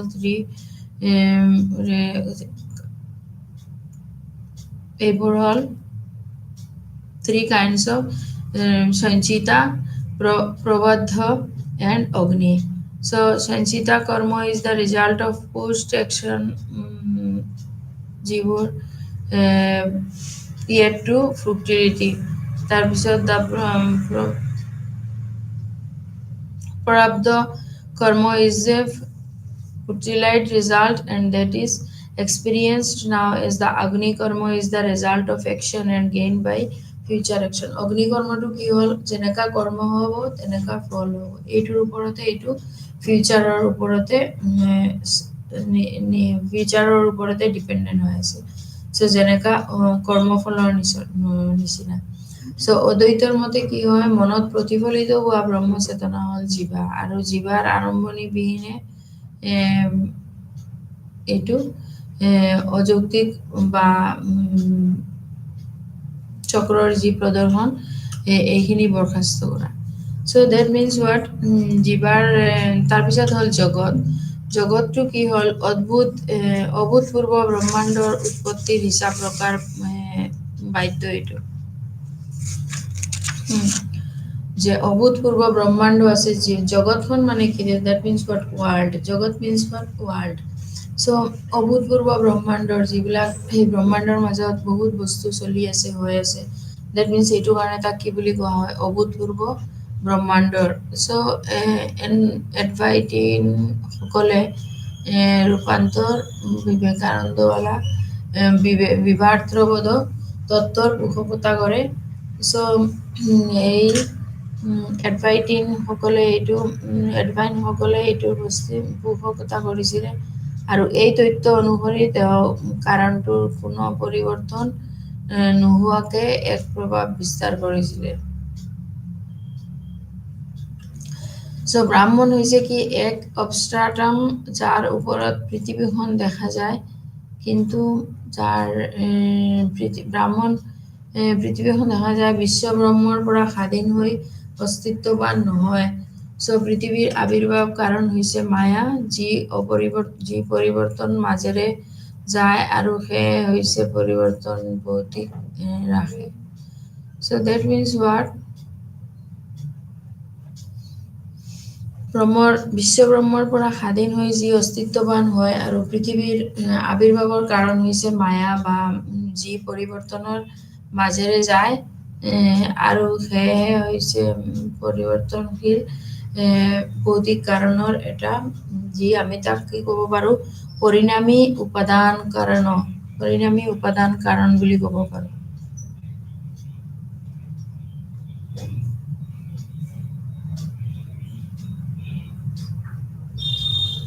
সো এইটো জগত কি হ'ল সেইটো কাৰণে দ্য কেজুৱেল বডিৰ যি কণ্ডিশ্যন আছিলে ফাৰ্ষ্টলি এইটো হ'ল কি বডিৰ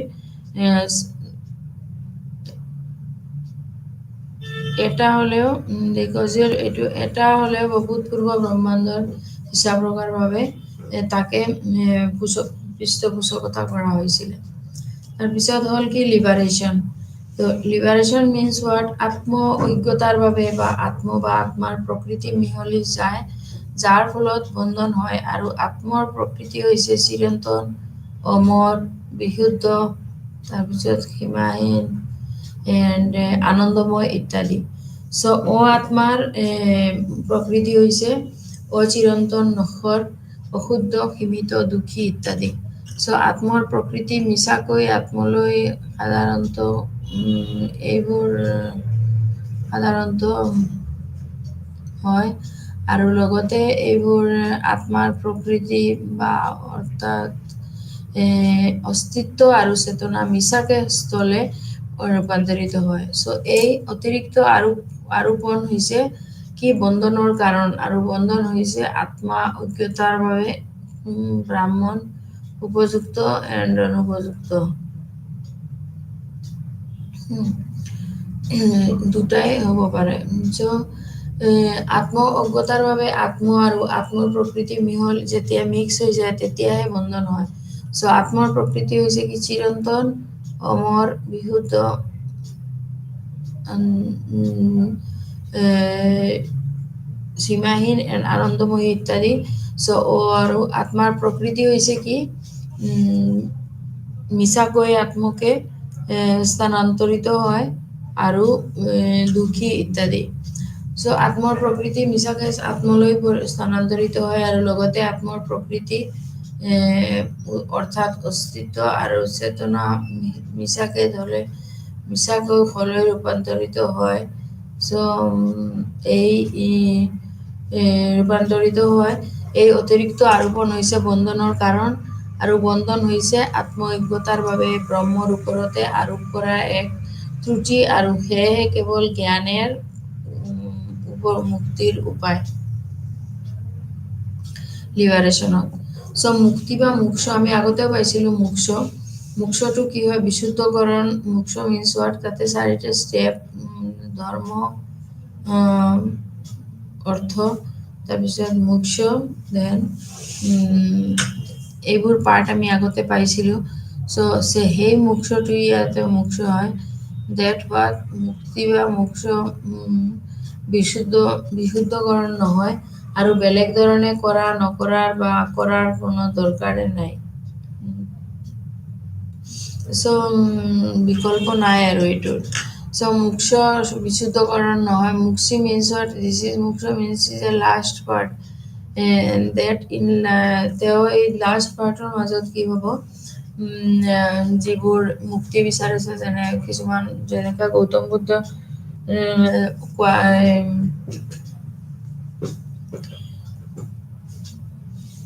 যুদ্ধৰ পিছত যেনেকা মোক্ষ বিচাৰিছিলে আৰু তেওঁ নিজৰ সংসাৰটোৱে চেঞ্জ কৰি দিছিলে সেই তেনেকা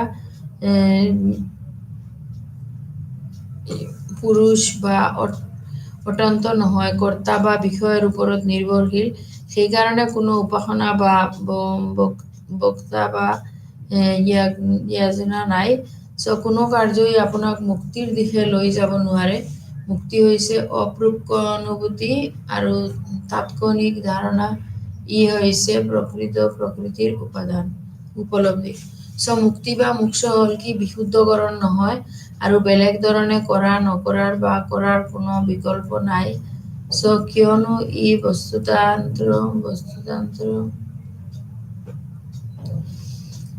বস্তুটোৰ ওপৰত নিৰ্ভৰশীল পুৰুষ অত্যন্ত নহয় আৰু কৰ্তা বা বিষয়ৰ ওপৰত নিৰ্ভৰশীল সেইবোৰৰ কোনো উপাসনা বা ভক্তি বা য়োজনা নাই চ' কোনো কাৰ্যই আমাক মুক্তিৰ দিশে লৈ যাব নোৱাৰে মুক্তি হৈছে কি অপ্ৰজ্ঞ এতিয়া কিছুমানৰ আকৌ কাম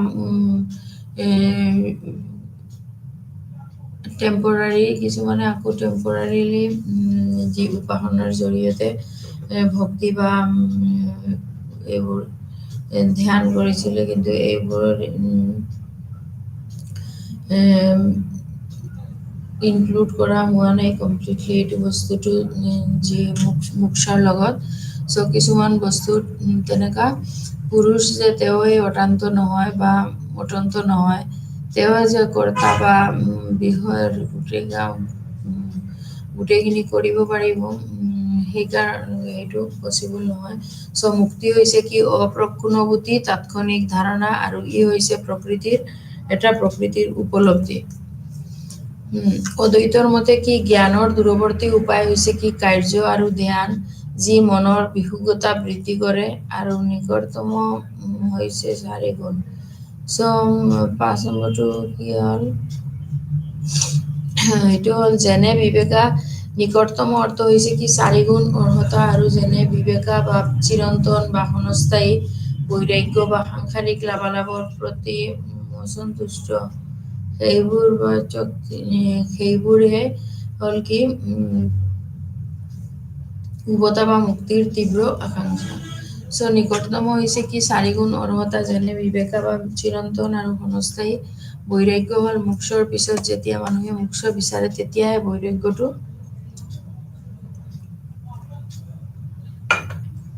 বৈৰাগ্যৰ ষ্টেপত যায় So samadhis means what যেতিয়া মুক্তি পাই পিনি লাষ্ট ষ্টেপ হয় মানুহৰ তেতিয়াহে সমাধিত যায় তাৰপিছত আকৌ এইবোৰতো বৈৰাগ্যৰ নেক্সট নহয় বৈৰাগ্যৰ টাইমৰে হয় এইখিনি ডাইৰেক্টলি যেনে তাৰ নিকটতম যি অৰ্থ হৈছে এইটো হ'ল অদ্বৈতৰ মতে অদ্বৈত আছিলে তেওঁৰ মতে কি আছিলে জ্ঞানৰ উদ্ভৱতী এণ্ড দূৰৱৰ্তী দুটা উপায় হৈছে কি কাৰ্য আৰু ধ্যান মগ্ন চ' মনৰ বিশুদ্ধতা এইটোৱে কি কৰে মনৰ যি বিশুদ্ধতা সেইটো বৃদ্ধি কৰে আৰু লগতে 4 গুণ অৰ্হতা যেনে বিবেকা আৰু এই সাংসাৰিক লাভালাভৰ প্ৰতি অসন্তুষ্ট সমাধিজ বা আত্মসম্পত্তি বা 6 গুণ মানসিক শাখা আৰু মোক্ষ উদ্ভৱ বা মুক্তিৰ তীব্ৰ আকাংক্ষা এইখিনিৰ লগতে হ'ব পাৰে তো দ্যাট মিন্স হোৱাট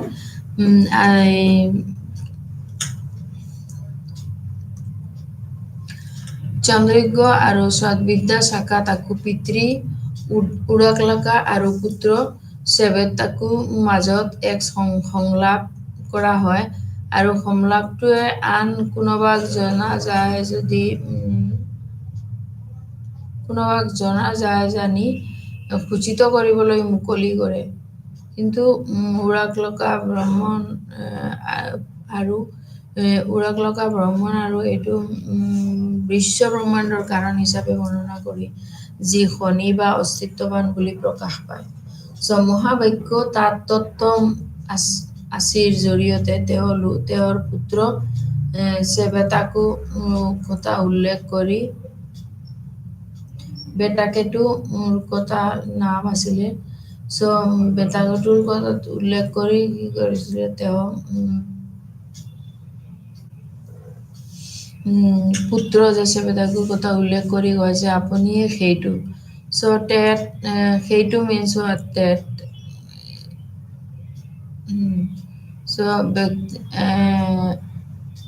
আৰু TBM শব্দবোৰৰ প্ৰাথমিক অৰ্থ পৰিচয় হ'ল অৰ্থ প্ৰকাশ নকৰে যিবোৰ মেইনলি শব্দ বা অৰ্থ আছিলে TBM বুলি এইবোৰ কি হ'ব মেইনলি এইবোৰ valid নহ'ব that means what that means what that that means what that so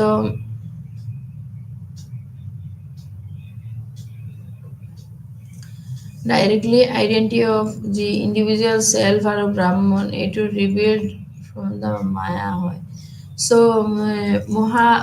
মহাবাক্য আৰু প্ৰণৱ ব্ৰহ্ম দা এইখিনিৰ লগত যি যজুৰ্বেদৰ হেজ কিছুমান মিল আছে আৰু কিছুমান মিল নহয় ইন চন্দ্ৰজ্ঞ হওক চন্দ্ৰজ্ঞতো সেম চন্দ্ৰজ্ঞ সাবিতাত এইবিলাকতো সেম ডাইলগ হয় এইটো আৰু নেক্সট হ'ল কি the primary meaning of the তাত এইটোৰ প্ৰাইমাৰী মিনিং হ'ল কি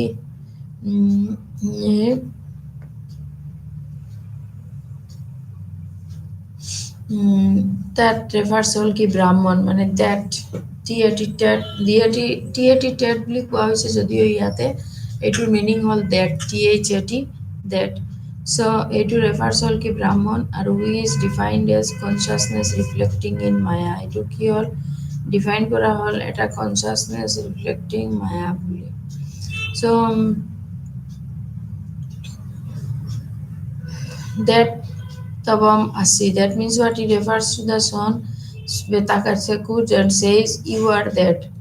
So the primary তেতিয়া এইবোৰ যি pronunciation সংস্কৃত আছিলে তেতিয়া মেইন so ইংলিছ তেতিয়া ইমান ইজি নাছিল কোনোবাই লোৱা নাছিলে যদিও তেতিয়া হিন্দীটো মেইন আছিলে, কিন্তু তেতিয়া সংস্কৃতকো বেছি ফ'ল' কৰা হৈছিলে, বিকজ মেক্সিমাম আৰ ফ'ল'য়িং কি বেদ উপনিষদ এইবোৰে ফ'ল' কৰিছিলে।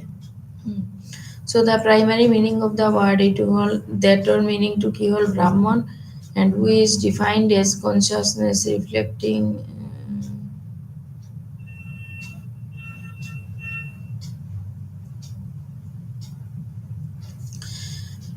so that means what Brahman, who is defined as consciousness and reflecting in Maya and omniscient, omnipotent, and omnipresent. So the primary meaning is that the primary meaning of that refers to all ki Brahman, aru who is to define to consciousness reflecting in Maya kora hoisile, aru Maya bihine kintu since primary meanings are does not etu jodio fit howa nai primary meanings tate ki hoisile secondary meaning hisabot secondary implications is developed in three ways. তেওঁ secondary যেটো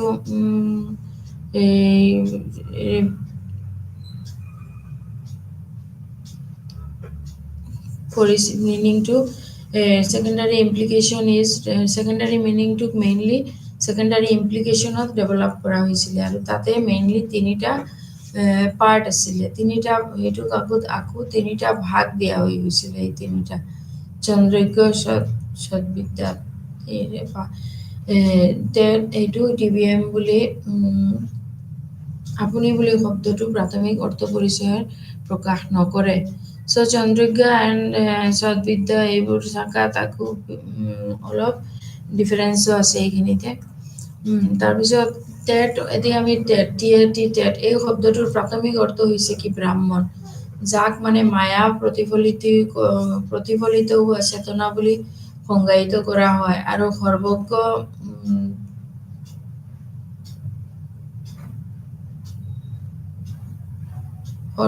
যাৰ মনৰ প্ৰতিফলিত হোৱা চেতনা বুলি কোৱা হয়, আৰু বুদ্ধিমত্তা বা শক্তি আৰু স্থানৰ দ্বাৰা সীমিত। চ' প্ৰাথমিক অৰ্থৰ জৰিয়তে প্ৰকাশিত বৈশিষ্ট্যবোৰ ইজনে সিজনৰ বিৰোধী আৰু বিৰোধী প্ৰকৃতিৰ। চ' টেট শব্দটোৰ প্ৰাথমিক অৰ্থ হৈছে ব্ৰাহ্মণ, আৰু যাক মানে মায়া প্ৰতিফলিত, মানে মেইনলি শংকৰাচাৰ্যটো আছিলে যি হয় মায়াটো কি হ'ল, মায়াটো মানে গোটেই যি বস্তু আমি যাৰ পিছনে এট্ৰেক্টিভ হৈ আছো বা গৈ আছো, এই গোটেই বস্তুখিনি কি হ'ল গোটেই বস্তুখিনি হ'ল এই মায়া, মোহ মায়া। চ' মোহ মায়া is nothing, the world is nothing. So main part হ'ল কি the ঈশ্বৰ, ব্ৰাহ্মণ means what? God. So God is everything. যদি আমি মায়াটোক ভেলি নিদিয়াকে আমি গডক ভেলি দিওঁ, তেতিয়া কি হ'ব আমাৰ we will get the main আমি একচুৱেল বস্তুটো পাই যাম। চ' জেনেৰেলি আমি ব্ৰাহ্মণ জগতখনৰ পিছফালে যোৱাতকৈ এইবিলাক জাষ্ট জগতখন যদি আমি চকু মুদি বহি থাকোঁ, ডেট মিনছ তেতিয়া আমি কি হওঁ, জগতৰ একো বস্তুৱেই দেখা নাপাওঁ, এণ্ড উই হেভ নট আমি একো মায়াই ফিল নকৰোঁ, মোহ মায়াৰ পৰা দূৰত থাকিম। চ' যেতিয়া আমি ঈশ্বৰৰ কথা ভাবি থাকোঁ, গডৰ কথা ভাবি থাকোঁ, তেতিয়া আমি কি হওঁ, তেতিয়া আমি অট'মেটিকেলি হোৱাট ইজ ট্ৰুথ, সত্য যিটো এইটোৰ পিছতে যাব পাৰিম, যে ঈশ্বৰে মেইন থিং, এণ্ড ঈশ্বৰৰ গোটেই বস্তুখিনি ব্ৰাহ্মণ এইবোৰে বস্তু। চ' জগত কি হয়, এটা ফলছ হয়, জগতখন যদিও গোটেইখিনি ভেলু হৈ আছে, তথাপিও জগতখন কি হয়, ফলছ হয়, এটা মোহ মায়া হয় অনলি।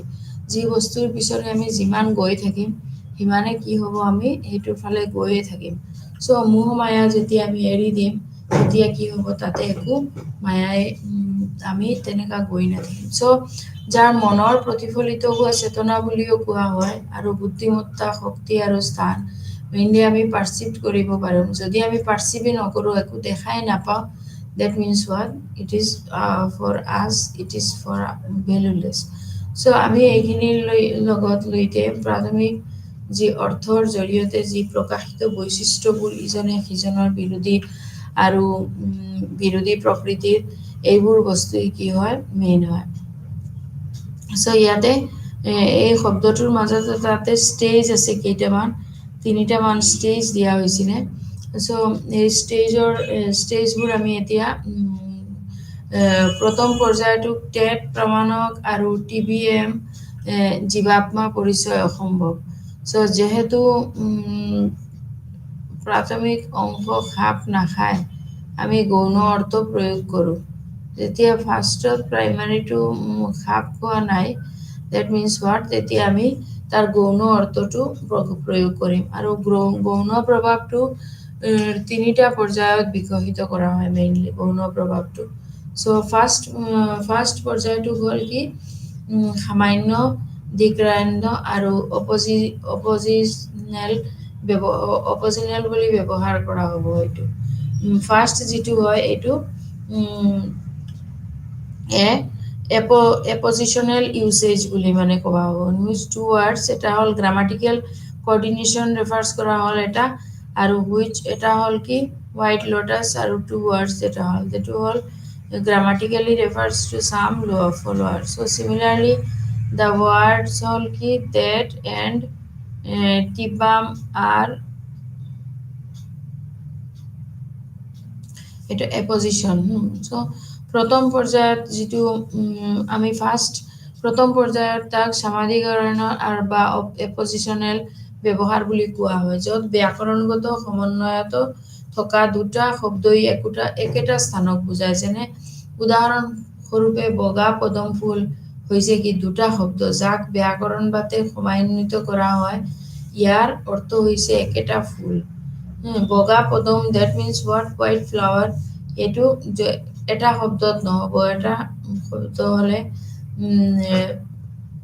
আমি এই বস্তুটো ব্যাকৰণবাতে সমন্বিত যি লজিক্যালি যেটো আমি পাব আছিল সেই বস্তুটো নাপাওঁ সো ইয়াতে ব্যাকৰণগতভাৱে তাক কি বুলি কোৱা হৈছিল পদম এণ্ড একেটা ফুল বুলি কৈছে সো একেদৰে টেট আৰু TBM that and TBM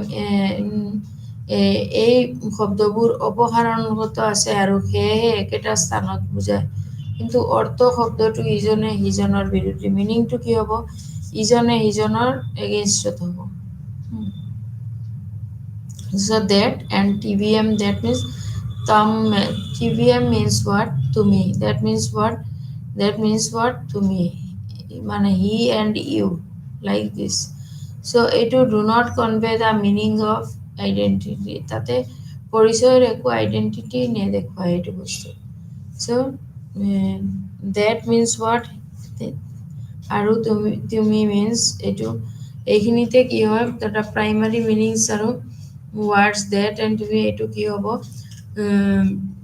completely ব্যাকৰণগতভাৱে বেলেগ হৈ যাব সো প্ৰথম পৰ্যায়টো বা অপজিনেল ব্যৱহাৰ বুলি কোৱা হয় য'ত ব্যাকৰণগতভাৱে সমন্বয়ত থকা দুটা শব্দই একোটা স্থানক বুজায় আৰু য'ত ব্যাকৰণগত সমন্বয়ত থকা দুটা শব্দই একোটা স্থানক বুজায় উদাহৰণস্বৰূপে বগা পদম বা এনিথিং যেটো দুটা শব্দ হয় যে তাতে গ্রামাটিক্যালি যদি আমি অনলি পুদুম বুলি দিও তেতিয়া হোৱাট ইজ দিস এটো বুজিবলৈ অলপ টাফ হ'ব আৰু পদুম বুলি কওঁতে এটো পদুম ফ্লাৱাৰ পদুম অনলি এ ফ্লাৱাৰ এটো হোৱাইট কালাৰটো লগত তাৰ গুণটো নাথাকিব সো ইয়াৰ অৰ্থ হৈছে কি একেটা ফুল একেদৰে তুমি আৰু that এই শব্দবোৰ অপসাৰণগত আছে অপসাৰণত আছে আৰু সেয়ে একেটা স্থানক বুজায় আৰু অৰ্থ ব্যৱহাৰ শব্দটি হল কি ইজনে সিজনৰ বিৰুদ্ধে সো দ্বিতীয় সেকেন্ড পৰ্যায়টো কি হল ভাইসেস সেকেন্ড পৰ্যায়টোত আকৌ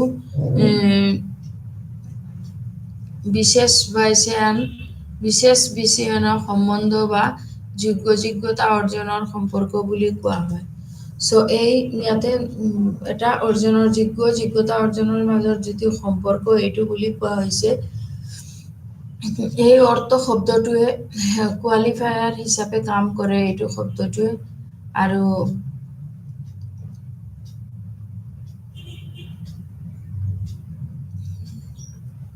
যোগ্যতা অৰ্জন কৰে আৰু ইজনে সিজনক সীমাবদ্ধ কৰে দুটা সাপোজ বগা পদুমৰ ক্ষেত্ৰত যদি বগা শব্দটোৰ অৰ্থ হৈছে কি বগা আৰু পদুম শব্দটোৰ অৰ্থ হৈছে কি পদুম সো প্ৰথম অৱস্থাত বগা হৈছে কোৱালিফায়াৰ আৰু পদুম হৈছে যোগ্যতা হিচাপে অৰ্জনা গ্ৰহণ কৰে আৰু দ্বিতীয় ক্ষেত্ৰত পদুম কোৱালিফায়াৰ আৰু বগা যোগ্যতা অৰ্জন নকৰে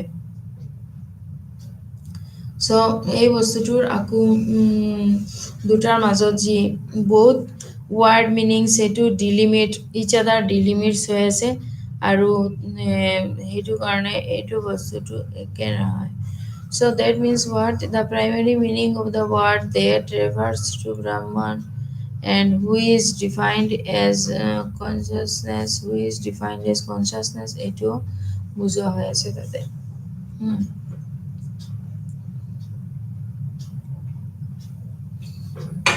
So এইটো এই চেপ্টাৰটোত বেদান্তৰ শংকৰা মাধৱা এণ্ড ৰামানুজা এই তিনিজন বিষয়ে তিনিজনৰ যি ইপিষ্টেমলজি তাৰপিছত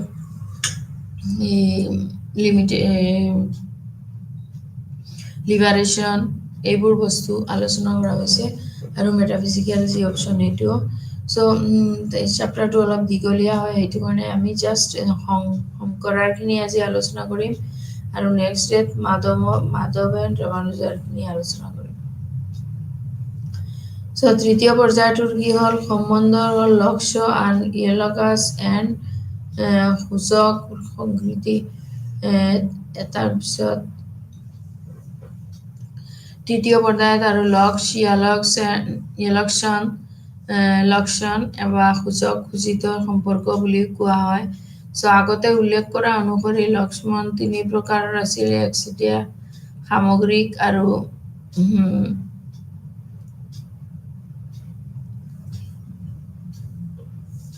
আগতে এইটো উল্লেখ কৰা অনুসৰি লক্ষণা তিনি প্ৰকাৰৰ হয় একচেটিয়া সামগ্ৰিক এণ্ড একচেটিয়া অন্তৰ্ভুক্ত that means what three kinds exclusive inclusive and exclusive inclusive generally আমি অসমীয়াত এইখিনি যেতিয়া কওঁ একচেটিয়া সামগ্ৰিক এণ্ড একচেটিয়া এইখিনি বুজিবলৈ অলপ টাফ হয় বাট এইটোতকৈ আমি যদি এনেকুৱা কৈ দিওঁ যে ইনক্লুচিভ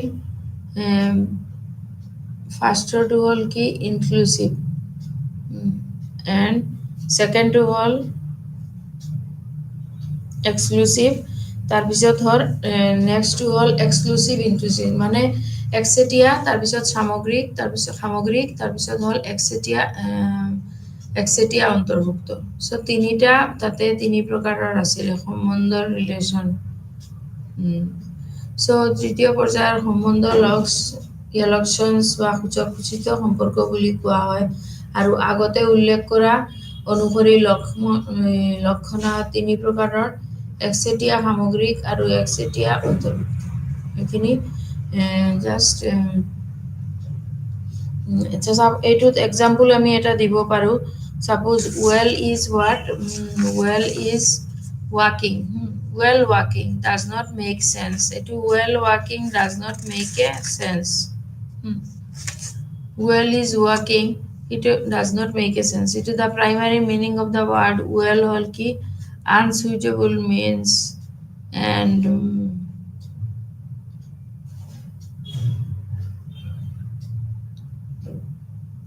so তৃতীয় পৰ্যায়টোক সম্বন্ধ লক্ষণ ইলেকশ্যনছ বা সূচক সূচিত সম্পৰ্ক বুলি কোৱা হয় আগতে উল্লেখ কৰা অনুসৰি লক্ষণাত একচেটিয়া সামগ্ৰিক আৰু একচেটিয়া অন্তৰ্ভুক্ত এইখিনি কৰা হৈছিলে so' in the second kind of ইনক্লুচিভত কি হ'ল প্ৰাইমাৰী মিনিঙত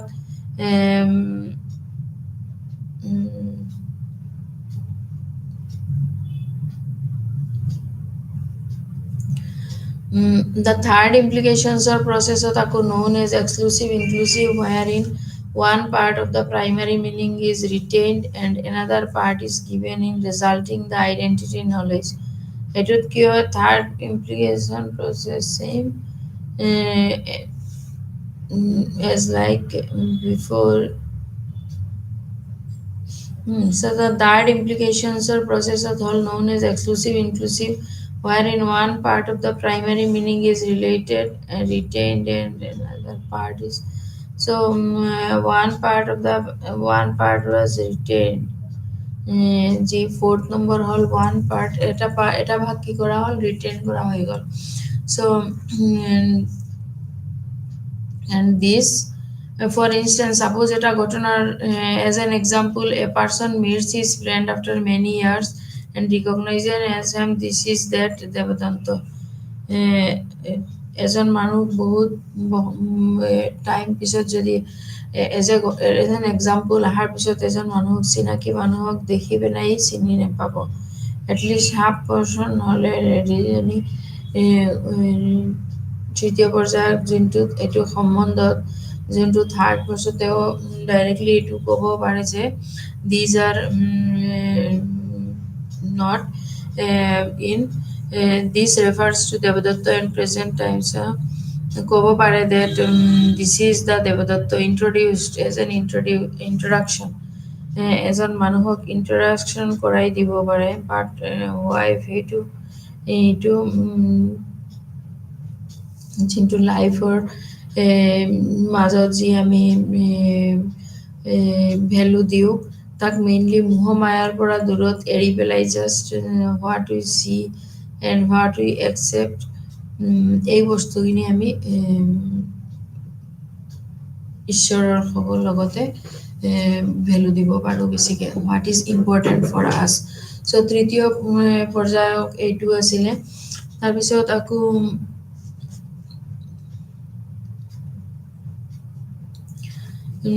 the third implication process known as all exclusive inclusive where is one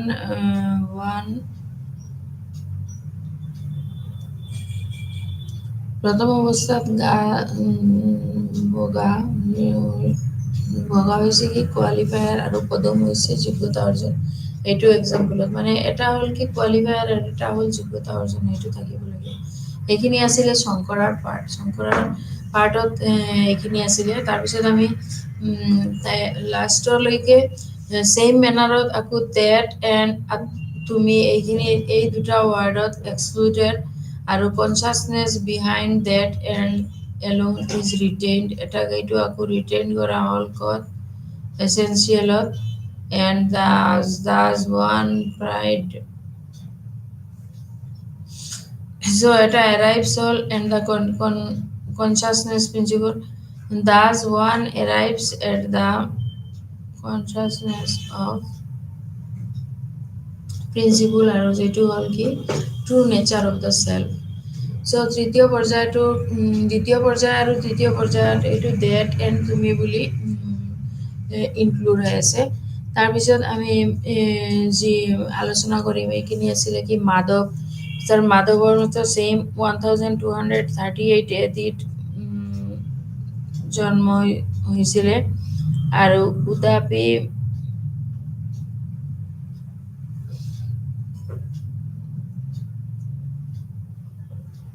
উডপি two মধ্য গৃহাবাৰ্তা এণ্ড বেদাগাতি চ' তেওঁ আছিলে এইখিনিৰ মেইন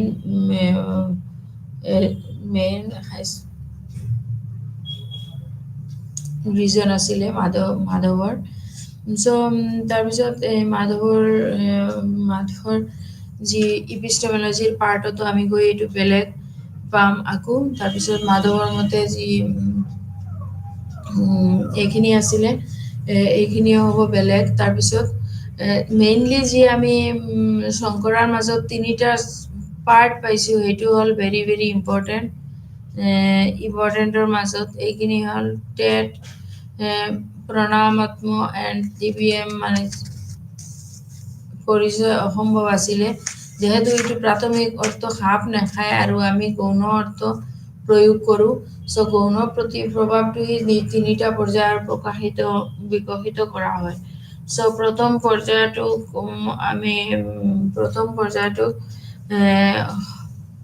সামান্য দীক্ষাৰ কাৰণ বা অপজিশনেল ব্যৱহাৰ বুলি কোৱা হয়, য'ত ব্যাকৰণগত সমন্বয়ৰ থকা দুটা শব্দ একেটা স্থানক বুজায়। আৰু উদাহৰণস্বৰূপে বগা পদম হৈছে দুটা শব্দৰ মাজত বা অপজিশনেল ব্যৱহাৰ বুলি কোৱা হয়, য'ত ব্যাকৰণগত সমন্বয়ত থকা দুটা শব্দ একেটা স্থানক বুজায়। উদাহৰণস্বৰূপে বগা পদম হৈছে দুটা শব্দ যাক ব্যাকৰণগতভাৱে সমন্বিত কৰা হয় আৰু ইয়াৰ অৰ্থ হৈছে একেটা ফুল। একেদৰে টেট আৰু টিবিএম শব্দবোৰ অপসাৰণত আছে আৰু সেয়েহে একেটা স্থানক বুজায়, কিন্তু অৰ্থ শব্দটো ইজনে সিজনৰ বিৰোধী হয়। অৰ্থ যিটো শব্দ হয় এইটো কি হ'ব, ইজনে সিজনৰ এগেইনষ্টত হ'ব। প্ৰমাণাত্মক আৰু ফাৰ্ষ্ট পৰ্যায়ত এইটো আছিলে শংকৰাৰ ফাৰ্ষ্ট ষ্টেপ। ছেকেণ্ড ষ্টেপ আছিলে দ্বিতীয় পৰ্যায়টোক আকৌ বিশেষ্যত সম্বন্ধ বা যোগ্যতা অৰ্জনৰ সম্পৰ্ক বুলিও কোৱা হয়। অৰ্থ শব্দটোৰ কোৱালিফায়াৰ হিচাপে কাম কৰে আৰু যোগ্যতা অৰ্জন কৰে আৰু ইজনে সিজনক সীমাবদ্ধ কৰে। বগা পদমৰ ক্ষেত্ৰতো বগা পদম ফুল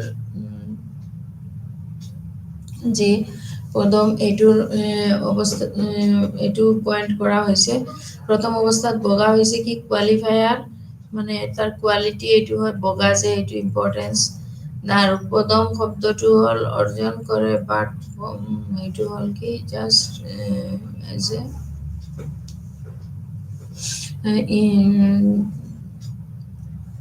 মানে এটা পইণ্ট দিয়া, চাপ'জ কোৱালিফায়াৰৰ মানে এটা যোগ্যতা থকা অৰ্জন কৰা, এইটো পদম কোৱালিফায়াৰৰ। আৰু তৃতীয় পৰ্যায়টোৰ সম্বন্ধ হ'ল লক্ষ্য বা সূচিত সম্পৰ্ক বুলি কোৱা হয়। আগতে উল্লেখ কৰা অনুসৰি কলনা আৰু লক্ষণা তিনি প্ৰকাৰৰ, একচেটিয়া, সামগ্ৰিক আৰু একচেটিয়া অন্তৰ্ভুক্ত এইটো। লক্ষ্মণ ইজ দা এইটো হ'ল কি মেটাফিজিকেল কেটাগৰিজ। আকৌ এইখিনিৰ বেলেগ হ'ব, যি মাধৱৰ আৰু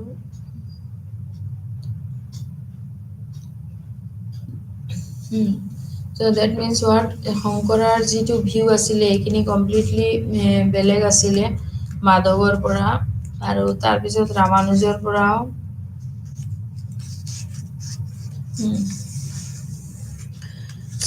ৰামানুজৰ যিটো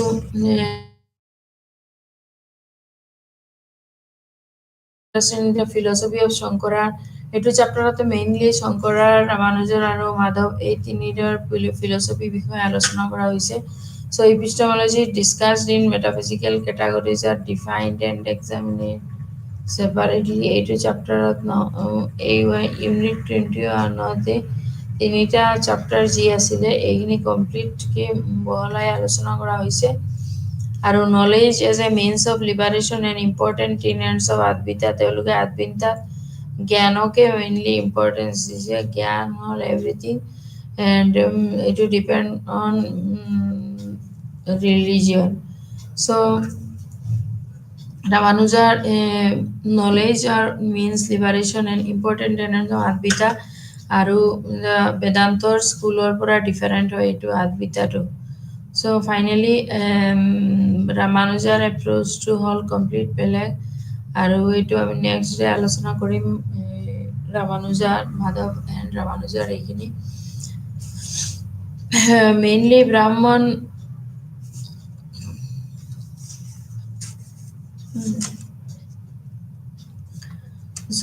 লৰ্ড আৰু ইণ্ডিপেণ্ডেণ্ট ইণ্ডিভিজুৱেলছ, মেইনলি এইটো মায়া এণ্ড লৰ্ড এই দুটা বস্তুৰ কানেক্টেড হৈ আছে। এইখিনি ব্ৰাহ্মণ এণ্ড মায়া এইখিনি ছেপাৰেট কৰিবলগীয়া কাৰণে এইটো তাত এণ্ড মহা যি তৃতীয় পৰ্যায়ক যি লক্ষণ বা সূচিত সম্পৰ্ক বুলি কোৱা হয়, আগতে এইটো উল্লেখ কৰা অনুসৰি।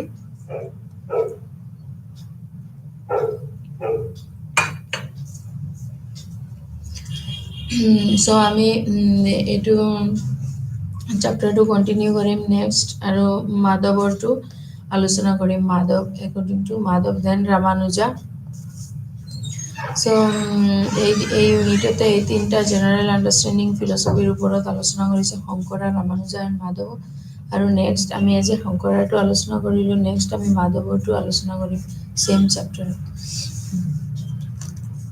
থেংক ইউ নমস্কাৰ